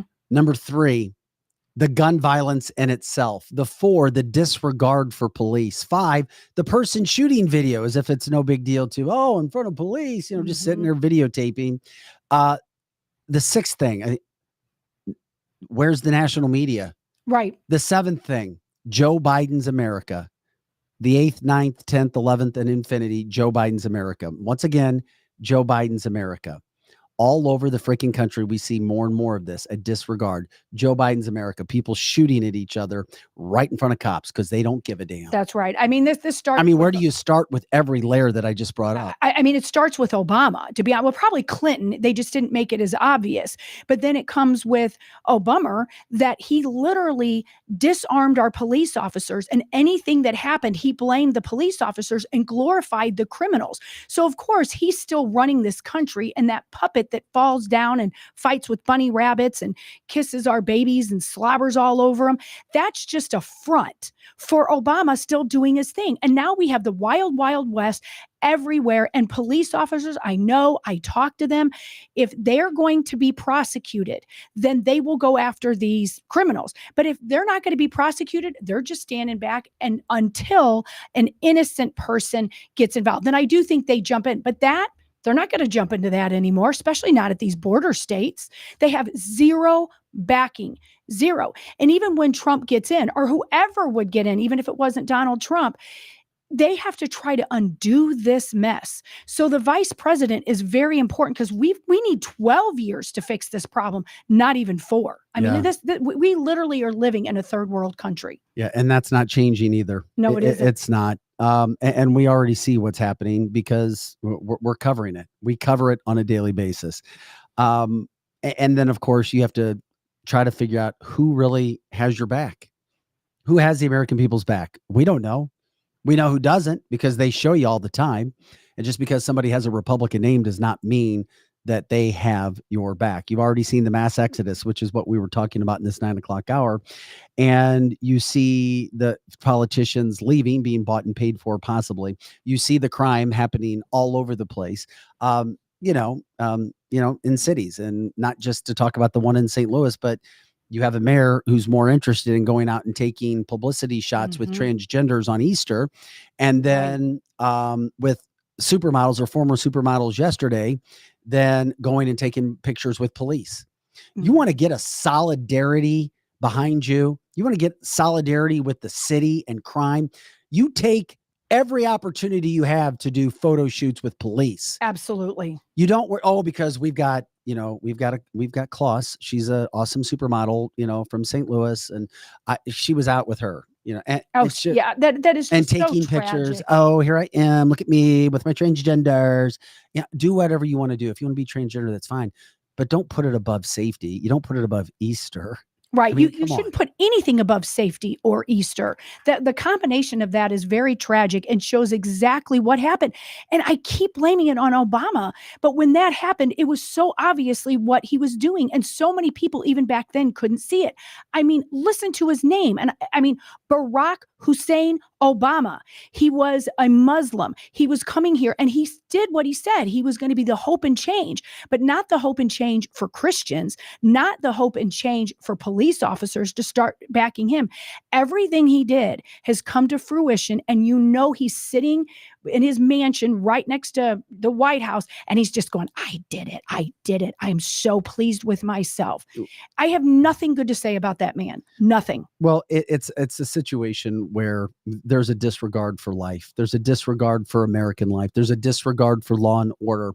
And it just frustrates me when I see mayors like Tashara Jones in St. Louis not trying to keep up and promote police. And we all know, we know, unless it's hit you. Once it hits you, then you're different. Like Ronnie Robinson, who we had on a couple weeks ago, was never against Tashara Jones until he saw the interactions, or against the city. Mm-hmm. And when he lost his 2 kids to gun violence, and Kim Gardner, when he couldn't get convictions, when people had evidence and they refused to go do what they should have been doing. These are the types of situations that happen. If it hits you, you change. But why should you wait for it to hit you instead of acting and trying to be as proactive as you possibly can in your community? Instead, they want to talk about social issues or DEI, which we all means didn't earn it. If you didn't realize, that's what DEI stands for. Didn't earn it. I repeat, didn't earn it, which is one of the massive issues that has helped tear apart this country when it comes to us not moving forward in solidarity, in unity, and of course, weighing upon the bad and human that are always looking for excuses or a crutch to do whatever they can. Interesting. Let's see. Chris says, I'm so disappointed with Steve Ewing, formerly of the Urge, having a trans fundraiser at his hot dog restaurant right before Easter. Yeah, you can be disappointed. He's an adult. He's allowed to do what he wants to do. And we've always said that wherever people want to go, people can speak and do what they want to do. Our issue with transgender is don't put transgender issues ahead of Easter, as the president tried to do. And don't try to push transgender and sex surgeries and take tax dollars and use it for kids.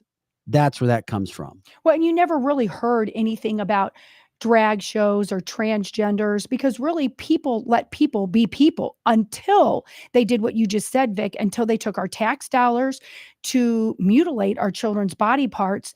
And I don't even care if an adult wants to do that. You be you. I don't want to do that. But I don't want my tax dollars going to that either. I don't want people that are going to change their body parts or kill babies or whatever, go into the military and then take the money that we earn to do that. If you want to do that, you go do that. But I'm tired of our tax dollars going to people in different countries, and we don't even close our border, and we can't even pay our police officers enough money to even want to do the job. It's just a real crisis that we're in. And I agree with you, Vic. If you want to be transgender, you do you, but do not put it before Easter and leave our kids and our tax dollars alone. And here's the other thing. If you know of somebody that supports something that you don't like, it gets back to what Cancel This is all about. It's free speech. It is free speech. And regardless of what Ketanji said at the Supreme Court level, where she doesn't want free speech, she literally said, damn, the First Amendment kind of hamstrings us as judges. You think? She literally said that. Of course, people, it's all out there. Nobody's trying to hide anything from Americans and more. If you don't know about things or don't understand them, it's because you don't want to, or you're too busy to look. And that's not negative. It's just mean that's your choice. It's all around us. There's no more hiding what's happening to America anymore. There's no more hiding the play that's being put upon us right now. But guess what? You don't have to go to Steve's restaurant. That's right. Don't go. Yeah. Yeah. But I agree. If you want to boycott his restaurant, boycott him. Yeah. You can go and tell him you don't care. Will he give a damn? No, he won't give a damn. He won't give a damn. But and people that support him will continue to support him, and people that don't or were on the fence may not. Right. I think Chris's point, though, it was the timing of it was Easter. I don't know that he cares one way or the other about the hot dogs being transgender. You want to eat a hot dog from a transgender? Go eat a hot dog. But I can tell you this much. I saw a lot of people out this weekend who may not be for transgenders or transgender education that I promise you had no intentions of thinking about the resurrection of Jesus Christ on Sunday. I agree. Or going to mass. So let's be real about who they are. But I do get your point, man. But you have a voice. Anything? Were you trying to say something, Joe? Oh, I saw you lean forward. Well, and that's true. There is a lot of people that I saw as well. Heck, there was a lot of people who don't celebrate Easter doing a lot of other things too, as opposed to just talking about transgender. It's the whole fall of our nation. It's the whole fall of what's right, what's wrong, what's moral, not what's moral. They've made everything, and they, meaning the Uniparty, I'm not just blaming the Democrats for that anything goes, and you don't have to follow any rules, any regulations, as long as you do you, and it doesn't hurt anybody, they think, but it does. When you have a nation full of evil and no morals, it will decay. We encourage everybody, if you didn't have a chance to watch our live interview with Missouri Attorney General Andrew Bailey, who, by the way, is now 3-0 against the Biden administration, as he reminded us today. That is Missouri 3, the Biden administration 0. I would encourage you to go back and watch it. It was from about 8:30, which is about 30 minutes from when the show starts, for about 15 minutes, 20-minute interview. He was absolutely amazing, telling you about some of the things that he has going on. We bring you interviews like this on the daily basis. We're news headlines, politics, cancel culture. We talk about things that happen. Of course, Caitlin Clark last night with Iowa. Congratulations to them. And of course, we broke down the LSU not being out there for the national anthem. Those are the types of things that we talk about. And of course, why they did what they did, why they said that they did it, because they don't go out for the national anthem and they haven't done it all year. They don't care about it, which I think was even worse. But at least you know where you stand. We're about honesty, being direct about situations, speaking truth. Peg says I'm biting my lip, I guess, over the whole situation that happened there. We also do live news headlines. Here's something interesting. The Biden administration just came forward. We also cover breaking news. Speaking of breaking news, Biden outraged right now over what happened in Florida. The Florida Supreme Court just ruled they upheld a 6-week abortion ban. And he says that Republicans are now putting health and the lives of millions of women at risk, this right ahead of the 2024 election. Now, here's what he said. He said, quote, yesterday's extreme decision puts desperately needed medical care even further out of the reach for millions of women in Florida and across the South. You've heard that several before. And of course, they're going after DeSantis. The court not only upheld Florida's current ban on women being able to make their own reproductive choices, it will likely trigger Governor DeSantis' even more extreme law that would prevent women from accessing care before many even know they are pregnant. It is outrageous. Once again, let me remind you about something, Joe Biden. This has already been put to the states. All right. This is simple. It's up to the states to decide. That's what happened with the Roe v. Wade. Okay. Get over yourself already. This is nothing but an attempt to try to turn, quote, women away from a conservative movement in 2024 with the election that's coming up. You have to, it doesn't take a rocket scientist to figure this out. That's what it's all about, regardless of your opinions. If you don't like it, you can move to another state. That's right. It is what it is. But this is another reason why they want to fill up the court with liberal justices so that they can control every single portion of it. Let me tell you something. You win some, you lose some. All right. It is what it is. But this is now at a state level. So stop trying to make this all about these situations. From the chat line, Biden is the most un-Catholic Catholic, of course. And I broke that down yesterday, Megan, if you didn't hear. Lots of politicians will, quote, claim to be Catholic, but they don't know what that means to be Catholic. They're like a rhino. You might be a Republican name and only, but you're also a Catholic in name only. You can say you're something. I can say I'm a doctor.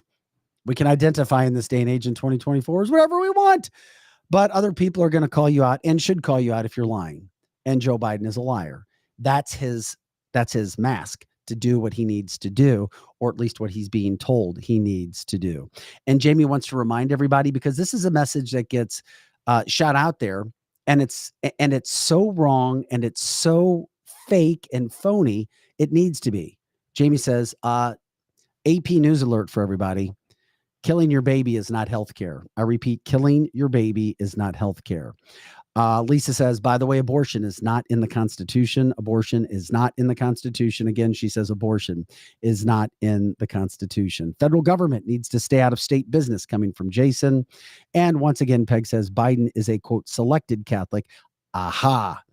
Selected because he will follow what he needs to follow at the given time to try to pull the wool over Americans' eyes. Absolutely. And we see it on a daily basis. And that's why we covered the stories that we do here on Cancel This.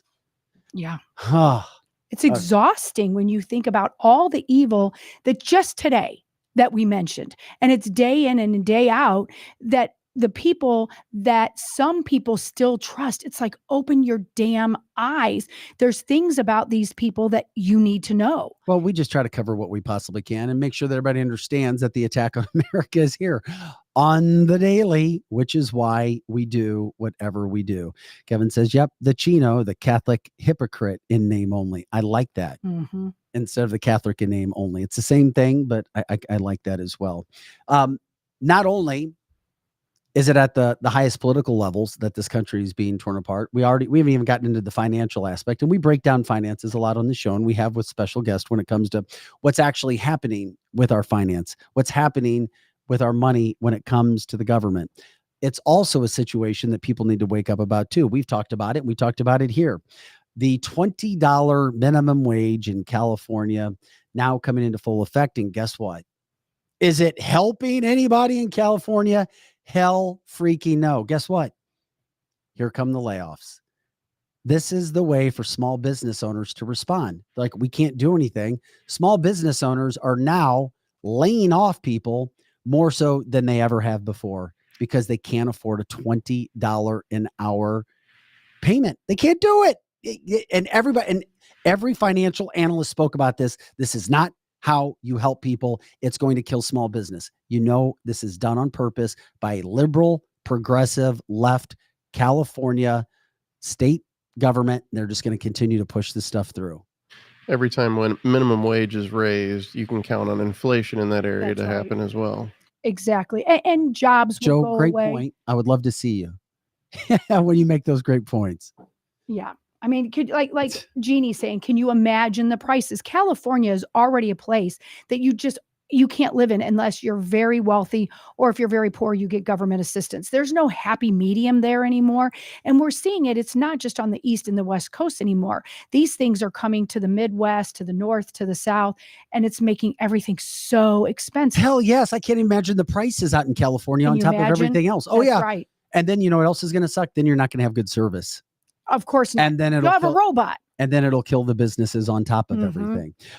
Robert reminds everybody, watch the automation and how AI is going to proliferate in California. Absolutely. I'd be curious what you mean by that, Robert, as well. And you're always welcome to jump into the conversation from a video standpoint if you can do it at work.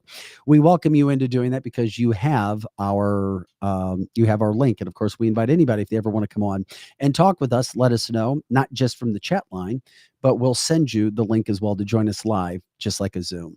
I think what he's trying to say is that since minimum wage has been raised, they're going to start putting out robots to take people's orders. And didn't I show his video of the robot that served us at Ameristar Casino last week? That's right. One of the freakiest, craziest things. And nothing good's going to come out of that. Nothing good is going to come out of that.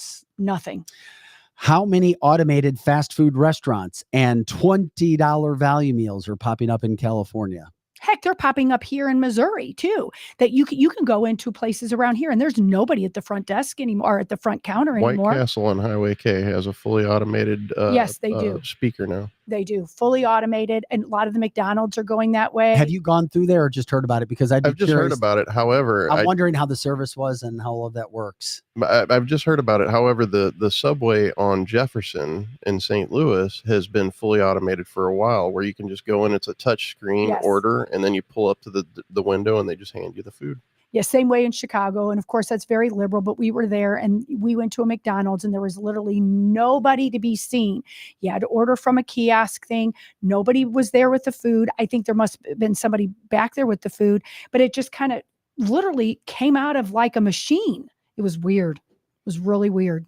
Yeah, that is very weird. Man, I don't know. It's just another one of those things that's hitting America with the inflation, with the illegals, with the states paying the money, with certain issues. I mean, my God, they want to run people out of damn California. Well, and then Lizzie with her robot cart, the picture that she sent, the cart at, what was it, Deerberg? It was at Schnucks. Yeah. At Schnucks. Even in the St. Louis area, they have 2 carts now, and you don't need anyone to help you. You just take your cart. They give you 2 bags. You go in, and it scans your stuff right in there. And then when you leave, you put your credit card in. You never have to see a person. Never. I found it interesting, and I did it, and a lot of people that are conservatives vilified me for doing that. And I said, here's the deal. If you already have the Schnucks rewards, they already have your information. They already have your credit card. And if you did it 2 times, I've only done it 2 times, but I did it because each time I did it, they gave me $10 off my groceries. And then the Upside app, then the Schnucks thing, I saved a lot of money. And I know that it may be giving money to the devil, but tell me a grocery store that isn't going on. So, I mean, you have to save money where you can save money. And if you've ever gone into Schnucks and ever used your credit card, they already have your information. And I wanted to see what it was. What are you supposed to do? Yeah, what are you supposed to do? I mean, I could have used a regular cart, and gone to a regular cashier. Could have done that. But I wanted to see it. I wanted to see how it worked. I'm a Missouri girl. You got to show me. And it just shows that if they go to those carts, then they won't need any more checkers. But here's the deal. At this point, they're still needing as many employees for those carts because they have to show people how to use them. They have to show people how to use their credit card. And then you're not allowed to take those carts out into the parking lot because they're expensive carts. So then you either have to carry your groceries or then move your groceries to another cart. I mean, so it's really not faster. It really isn't. They might say it's faster, but if you have to take your groceries out of a cart and put into another cart, you might as well see in a checker. So it's not a great plan. I just did it because I saved $20. Somebody brings up the aspect of Upside. If you're not familiar with it, can you use Upside? I probably should do that more often. Yes. If you use Upside, if you go to Schnucks, get your gas, anything. And if you do go to Schnucks. And I'm sure there's an Upside app, or you can use it nationwide. You can use it anywhere. That's the catch. That's why they do it. The Upside app is specifically just to get your information and get access to everything. So once you download it to your phone, it gives whoever runs Upside, or it gives them all the information from you and your network and every network that you're on. Jay says self-checkouts are the result of increased minimum wages. No doubt about it. No doubt about it. A small business owner, when you keep raising the minimum wage, they can't afford it. It's not even that. Think about the insurance. The insurance has skyrocketed on employees, on cars, I hate on your business. I do. I hate them. Do I use them? Because the lines are long elsewhere, 100%. Yeah. But I would and we're all different. I would much rather go. I almost always go to a person. I almost always go to the person because I don't like bagging my own groceries, to be honest. And I'm too slow at it compared to a checker. And I do care about their jobs. I absolutely do. But it's going to come to a point. You're going to have to find something else to do if you work in fast food or grocery shopping or something like that. I mean, yeah. And like Troy's commenting about the Upside app, it's an upside down world. Yeah, no doubt really it is. Hell, yeah, it is. Speaking of upside down world, this is canceltheshow.com. Vic Faust, Lizzie Sparks, Pro Joe, the other voice that you hear, taking care of the boards, the video, the sound, and of course, his opinion every now and then. We appreciate you jumping in with us Monday through Friday, 8 to 10 a.m. Central. Once again, if you go out and if you speak up, there might be people who come after you, but that doesn't mean you stop. Here's the other situation. Oh, before I have to get to these comments. Damn, you guys are so good. I mean, I can't. I'm like, that's why I keep looking down today. The comments are coming in so fast and they're great. Small businesses just come out even mostly. Now they won't. Now they'd be That's upside. right. And then it knocks out America. What is America built upon? Small business. That's right. That's right. And small business under attack. It's all about the reliance on more government, the reliance on handout, the reliance on digital currency. Here's the money that we're going to give you. This is what you're allowed to use on the card. I know it sounds like a movie and it may be some time away, but I wouldn't doubt if we get there. We're really close now. I just feel as if that's where we're headed at some point in time. And it's only a matter of time when that happens. From that standpoint as well. I read somewhere that because of the theft and so much of it, and once again, the theft, one thing connects to the other. Yes. A connects to B, B to C. If you don't prosecute criminals, you're going to have more crime. If you have more crime, things like this happen. Stores close. Walmart considering now an annual charge of nearly $100 per person just to use self-checkouts. I've heard that too. And why would you use the truck? Then come on. I mean, going to charge you $100 because of the other people that steal. This should be no shocker. It is so obvious that people steal. Donna says my Walmart has increased cashiers because they were losing money. Yes. To the self or theft, maybe. Well, to the self-checkout. Self-checkout. To the self-checkout. They're losing millions of dollars to the self-checkout. Why would you be losing money in the self-checkout? Because people steal. Yeah. I asked the rhetorical question, but I had to ask it because people are just taking things and they can't keep up. They can't track it. Yeah. It's because of the whole system that's in place. But you're all on video. You're all on video. But it's like they're welcoming it. It is like they're welcoming it, and they don't prosecute, Joe. You know that. Right. I mean, we started seeing this 2 years ago in Chicago. People just running in and they'll let taking you anything walk and out everything the that front they door wanted. with a big screen TV. They will.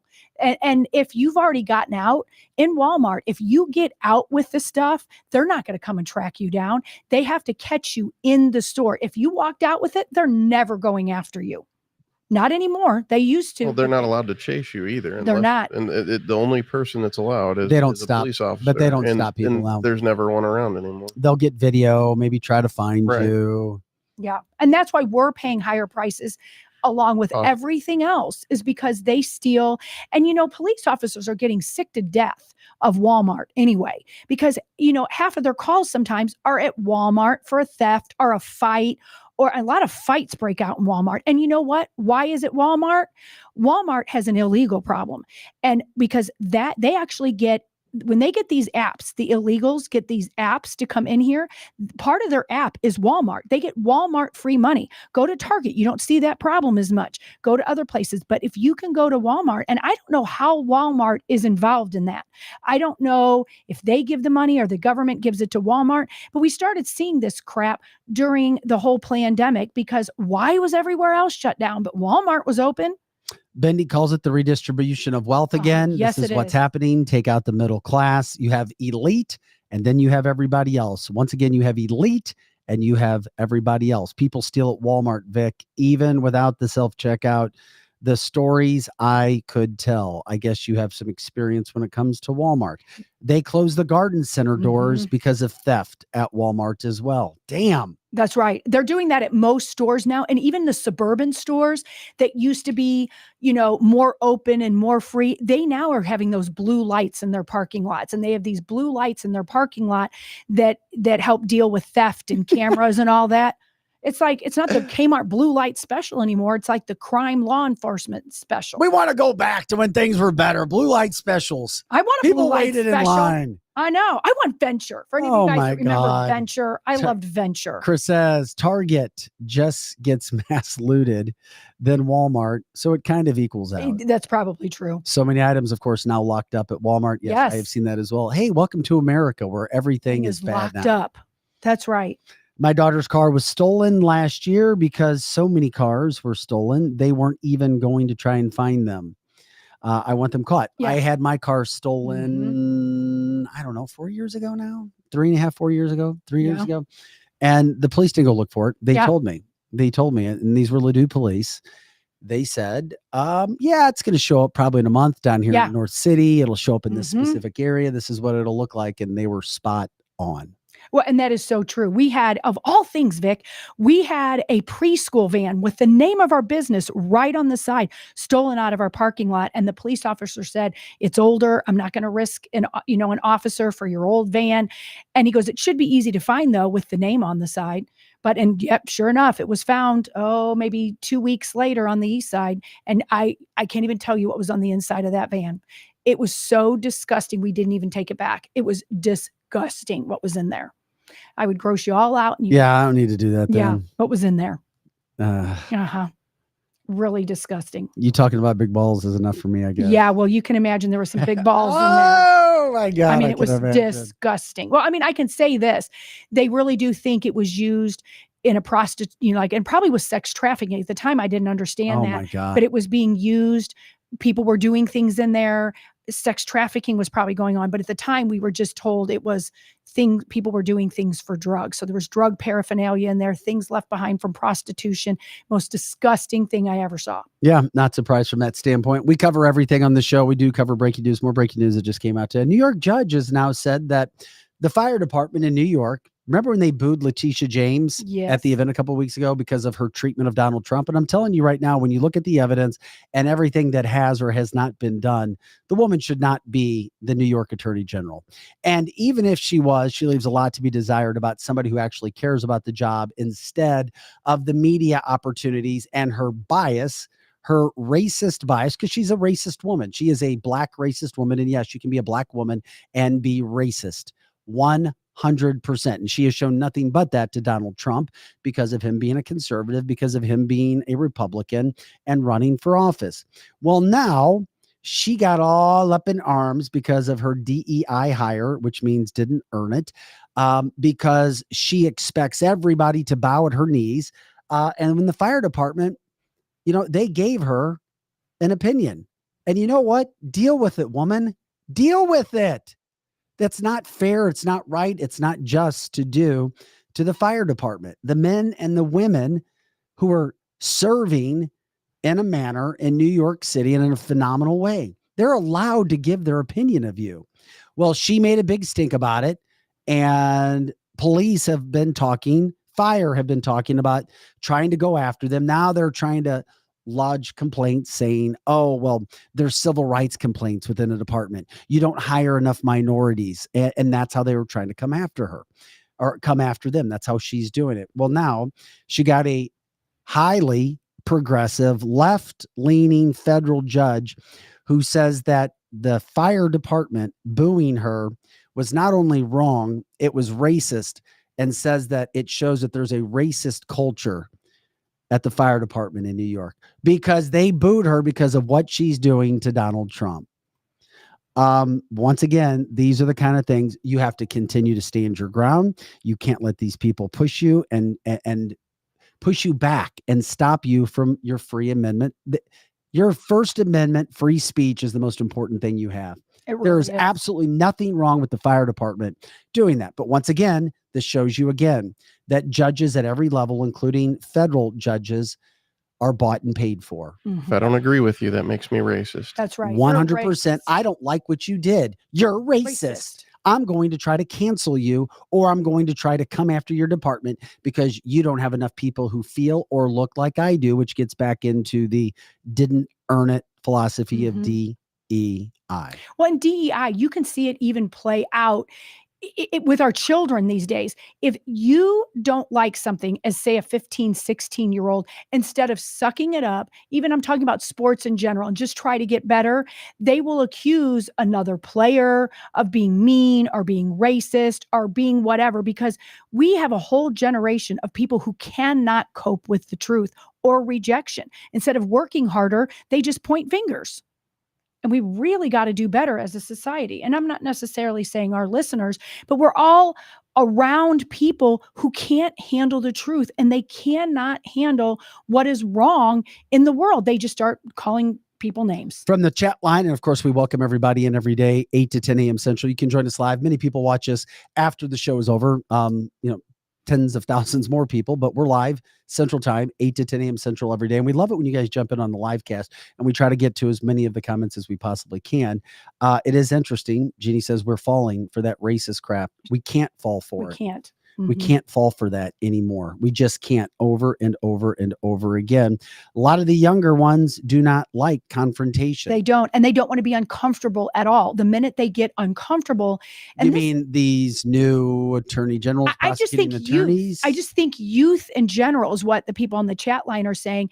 People are so soft, and they don't want to see their children hurt, so they don't want to get in a confrontation. The youth don't, so they still are coming with their mommy and their daddies to go fight their battles, and we're raising weak people coming up in the next generation because they don't know how to cope. Well, this Letitia situation is sad. And then a judge sad. Now they're trying to go after the FDNY. They're trying to go after their leadership, and they're making up charges and cases and saying that they're not abiding how they should be, saying that they're now a racist department because they tried to tell people, and this was coming from Letitia herself, they wanted people to self-report themselves who booed so they could deal with them. Yeah. This also shows the mental. Yeah. Okay. People are going to do there. Yeah. I think you're lacking upstairs. We want people, come self-report yourself if you booed Letitia. Now a federal judge is trying to put pressure on them and their leadership to try to make them feel bad, because how dare Letitia James, if you're in the public, guess what? You're going to get threats. You're going to get death threats. You're going to get people that don't like you. You're going to get people that rip you, your family, and everything else. And guess what? It's not right, but it's all fair. And when you're in politics, when you're a prosecutor, are you freaking kidding me? People rip you if you're a public figure. You get ripped. Deal with it. Once again, this is what happens. Entitlement and being told that you're entitled to a certain way of being treated. No, you're not. This is what happens when you're a DEI hire, didn't earn it, and you feel as if you walk on water. I pray to God more and more FDNY firefighters go out there and protest what she has done, because she has abused her office, she's abused her power, and people in New York see it. And thank God police did what they did with the governor, Catherine Hochul, who has been nothing but a far left progressive, who has not cared about police in any manner whatsoever, promoting illegals, doing what she did and her hand in trying to come after Donald Trump for the money that because he hurt New York. All he did was help New York, and people there are smart in New York. They're seeing it. They get it. They didn't let her come to the slain officer's funeral. They told her to leave. We talked about that and broke that situation down yesterday. We showed you the video of her being turned away when she tried to show up because she was going to act like she cared and use a funeral when she doesn't care. At least her actions have shown that she does not give a damn about the NYPD. And then you have Letitia James, another hardcore left-leaning progressive woman who's getting her feelings hurt because, how dare people boo you? You're going to get booed if you're a public figure. You are. You're going to get booed. Not everybody's going to like you. I mean, that doesn't mean that you're a racist. Get over it. Get over yourself, Letitia. Letitia. Come on, Letitia.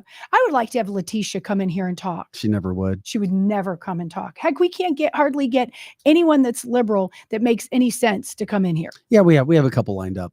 I just haven't. We do. Yeah, we have a couple. Okay, good. I'm glad. Yeah, they're going to come in and enjoy. But here's the thing. I don't even want to go there right now. I'm sorry. Okay, now you have to go there. There's people that will join us. Okay. And then you're not going to change minds. People are who they are. I agree. Peg says, I'm not convinced that Cuomo would have allowed all this. He was an egotistical idiot, but he did support the police. I agree with Peg on that. That's fair. Yeah, that is fair. That is fair. So sometimes we want some of the Democrats to get out, but then they're getting worse. Same thing with some of the Republicans. You want to get them out and they're worse. These are the things that happen. We talk about it. We're going to continue to bring the stories as we try to do every day. When it comes to canceltheshow.com, we're here, of course, Monday through Friday, 8 to 10 a.m. Central. Vic Faust, Lizzie Sparks here, Projo in the house as well. I love it. and I love what we do, and we're going to continue to try to do everything that we possibly can. A final topic, and this just came out. It's interesting. If people know more about this, you should let us know, because it's just bizarre. Okay. Do you guys know the comedian? You're into comedy a lot. Sebastian Maniscalco? I've never heard that name. Yeah, I've never heard that name either. I might have seen him, but I just don't Well, remember. here's something else that's happening because of CVID. I had no idea this happened, or that they can do this, but he was angry that he received a $3 CVID fee charge at a restaurant. I have never heard about this happening. I haven't either. He said that he got 2 fees when he was eating at the restaurant. Okay. Where was the restaurant? Yeah, I'm looking for it right now. It just came out. He took to social media to said that he was charged $3 because of the C fee. We'll just call it that.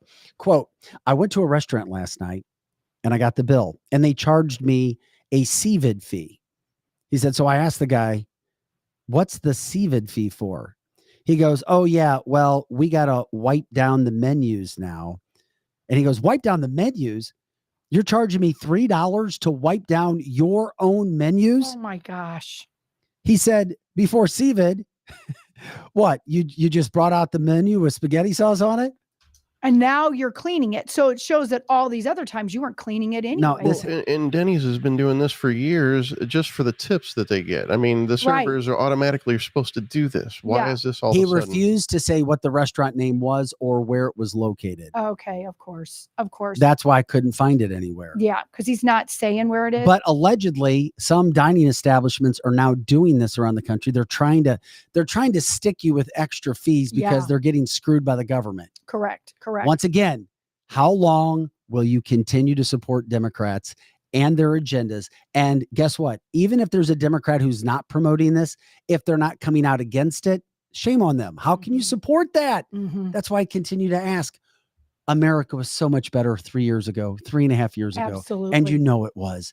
And here we sit. A $3 freaking fee to wipe down a menu. That sounds like it's New York. I'm sorry. It could be Chicago though, too. When we were there, they were giving us, you would have a group fee that you would have to pay for your tip, of course. Then they were giving a service fee. A $3 fee to wipe down a menu for CVID? That's ridiculous. That's ridiculous. What do we say about that? I mean, that just goes back to what we said. This country has turned into a third world country. It is so weird. It is upside down. Upside down. Oh my God, this is gross. From the chat line, and then the silverware looks like it's never been washed. I know. They're also adding tips to the bills. We've talked, I don't want to get into the whole tip thing. We've talked about that but it is ad true. nauseum with the only way to respond is don't tip if they're standing in a line and they don't talk to you. That's and right. It's just on a computer. If it's on a computer, do not feel pressure to put any tip on there. That's right. Unless somebody is really going overboard and beyond to try to help you. Do not do it. Do not. And that's coming from somebody who worked several years in the service industry. I was a bartender and a server as well. I worked at Emos. I know the service industry, and I'm telling you, do not tip if it's just sitting there. Tip us. Because you tip and then you don't get a thank you. You don't get anything. And they don't even know if it's there until later. It's sad. It's unlike the wait staff at Wendy's, which works their ass off and talks to you. For sure. It's third world shithole, according to Rick. Lizzie, would you please finish what you were trying to talk about, the service fee? I think I might have interrupted you. I was just talking about, we were in Chicago and we were sitting with a group of people, and the group of people at the table, we got, you know how you have to pay 18% for a group fee. But then in Chicago, we were literally sitting there and one of the ladies looked at the menu and looked at the bill and she's like, we're all getting charged a service charge and then a CHI charge, which we don't know what that is. I don't know that it was the CVID. We just think it meant Chicago. So you already had to tip. You already had a tax. Then you had another tax. Then you had a tourism tax. Then they charge you a service fee and then a CHI fee. We had over $150 in fees in addition to the food. And it wasn't a humongous group. There was like 10 or 11 of us. And that's in Chicago. Now we know that's a Democrat place, but we were just dumbfounded at the fees. Dumbfounded. there. I mean, it was unbelievable. And that was within a year, because we were at the same place a year ago, Get a same hotel. weekend. I bet your hotel bill had the same kind of It stuff sure all did. over it. It sure what were did. you going to say about the other hotel? Well, just this wasn't there last year. The hotel bill was that big last year, but the food bills and the extra service You said you were charges in a happened in different a year. But you said you were in another city as well the week before. Well, yeah, and the week before was St. Louis. Okay. So, and in a couple weeks from now, we'll go to Kansas Kevin City. says illegal immigration fees. Right. But you know what, Kevin? You could be right. I wouldn't be surprised if that's what it was. And you don't know until you're stuck. You don't know until you get your bill. Well, and you have to, what do you do? I mean, I don't know. We paid it. I mean, one of the ladies there said, this is ridiculous. Could you tell me what the service that we're getting for this extra fee in addition to the tip? And she couldn't. And she even asked her, what's the CHI bill? And that's when she said it's a Chicago tax, a tourism tax. And then she's like, but you already charged us a tourism tax. The poor server, who was great, didn't know what to say to us. Well, that's something. Donna says there should be a sign telling you that what you're going to be paying for fees, and you know in what, advance, maybe for certain things. And maybe there was one. Maybe there was. That'll a sign. never happen unless it's law mandated. Yeah, maybe there was even on the menu. To do that. Yeah, I didn't see a sign, but maybe it was on the menu somewhere in small print. Maybe it was, but God. I didn't see it. Yeah, we'll see where that goes. No, we appreciate it. We continue to do what we can here at Cancel This. This is the fastest 2 hours in podcasting. What we do, we try to bring these stories to you. What we do every day, some of the best interviews. And I can't tell you again, go back, check out Andrew Bailey if you didn't have a chance from today's show. If you didn't have a chance to check out yesterday's show, check out Blind City podcast star and host. That's Langford Cunningham. His show drops live on Thursday nights at 6 p.m. He is moving over here to Renew Media Group, so he will be doing his shows in our studio. Very interesting guy, a Black independent man who is blind. Yeah, and said he's like, it took him to become blind before he could really see everything. We had a great talk yesterday when it comes to what's happening with Black youth, when it comes to President Trump, when it comes to what's happening with society, specifically in inner cities, not wanting to really go out and vote and do what they need to do to change things within their communities. And of course, Andrew Bailey today, the Missouri Attorney General, 3-0 versus the Biden administration. Once again, 3-0 against the Biden administration. And of course, we love it when you guys jump in. Let us know. Let us know if there are stories, if there are people we could interview. We'll certainly do that. We're here every day, 2 hours of content, Monday through Friday. Myself, Lizzie, Projo, putting things together. We love it when we also have Megan jumping on the show Fridays with Eric Johnson and Kelly Mano. And if you haven't checked out Kelly Mano's show with her millions of followers on YouTube, please do that as well. Her comedy show is really damn good as well.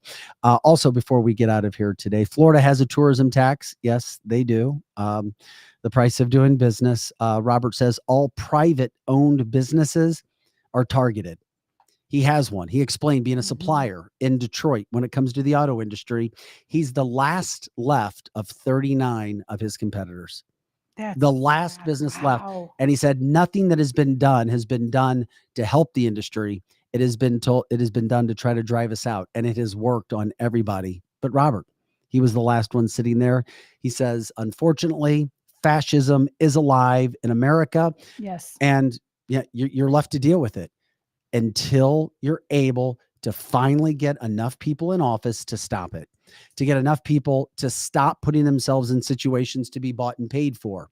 But as Peter reminded us today, everybody has a price. Does everybody have a price? I think most do, but I think there are still good people that cannot be bought. They cannot be bought. Lizzie, do you have a price? Can you be bought? No. You can't? No, I cannot be bought. You can buy me a pretzel if you want. But other than that, yeah. I mean, I might do anything for a pretzel. But other than that, no, I cannot Joe, be can you be bought, my friend? You know, there's a price for everything. However, when it comes to things that involve other people, no. That's good. I was going to, not even some good flour? No. Okay. Just I can grow my own. Yeah. Lisa says pretzel with cheese. Yeah, I might be able to be bought for a pretzel with cheese. But other than that, no. We're grateful for you guys, all your support. Once again, check out our website, canceltheshow.com. We have merchandise.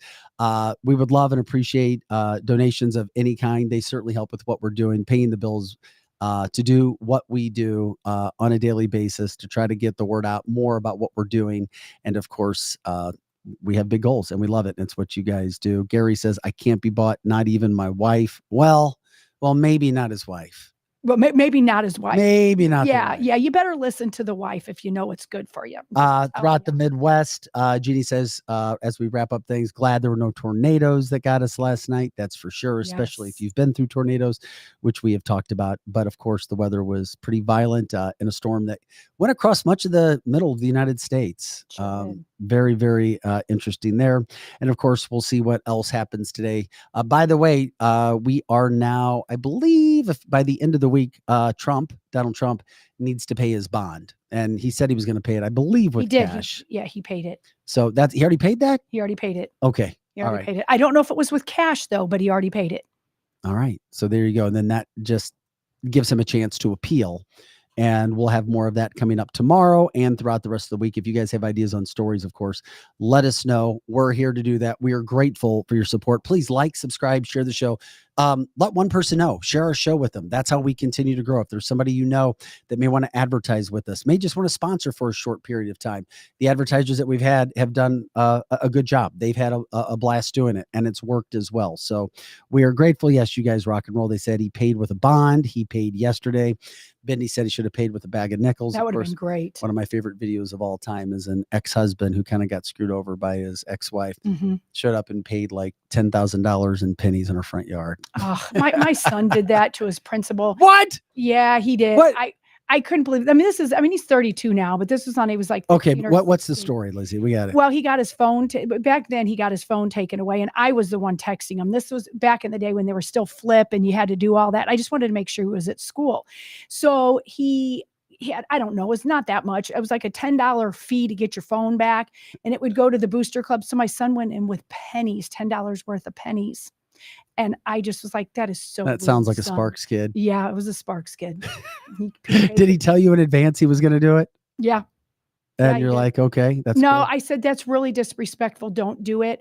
And he said, well, it's disrespectful when I told him it was you, the one that were texting, and you just wanted to find out I was safe. So I'm still paying my bill, Mom. I'm still paying it. And he walked in there with pennies and put it all over the desk. Oh my God, I love it. What a great story. By the way, for Friday, I'm still working on Pastor Brewer regarding this April 8th eclipse that's coming up. Nice. And as Chris reminds us, we should be talking about the CERN collider starting back up on April 8th. Yep. We during should be the talking eclipse about that. Yep. On a free-for-all Friday. We need to bring that up. Okay. Okay. Thank you for the idea. But man, I got to get Brewer on there. He's the only guy that I put my time into.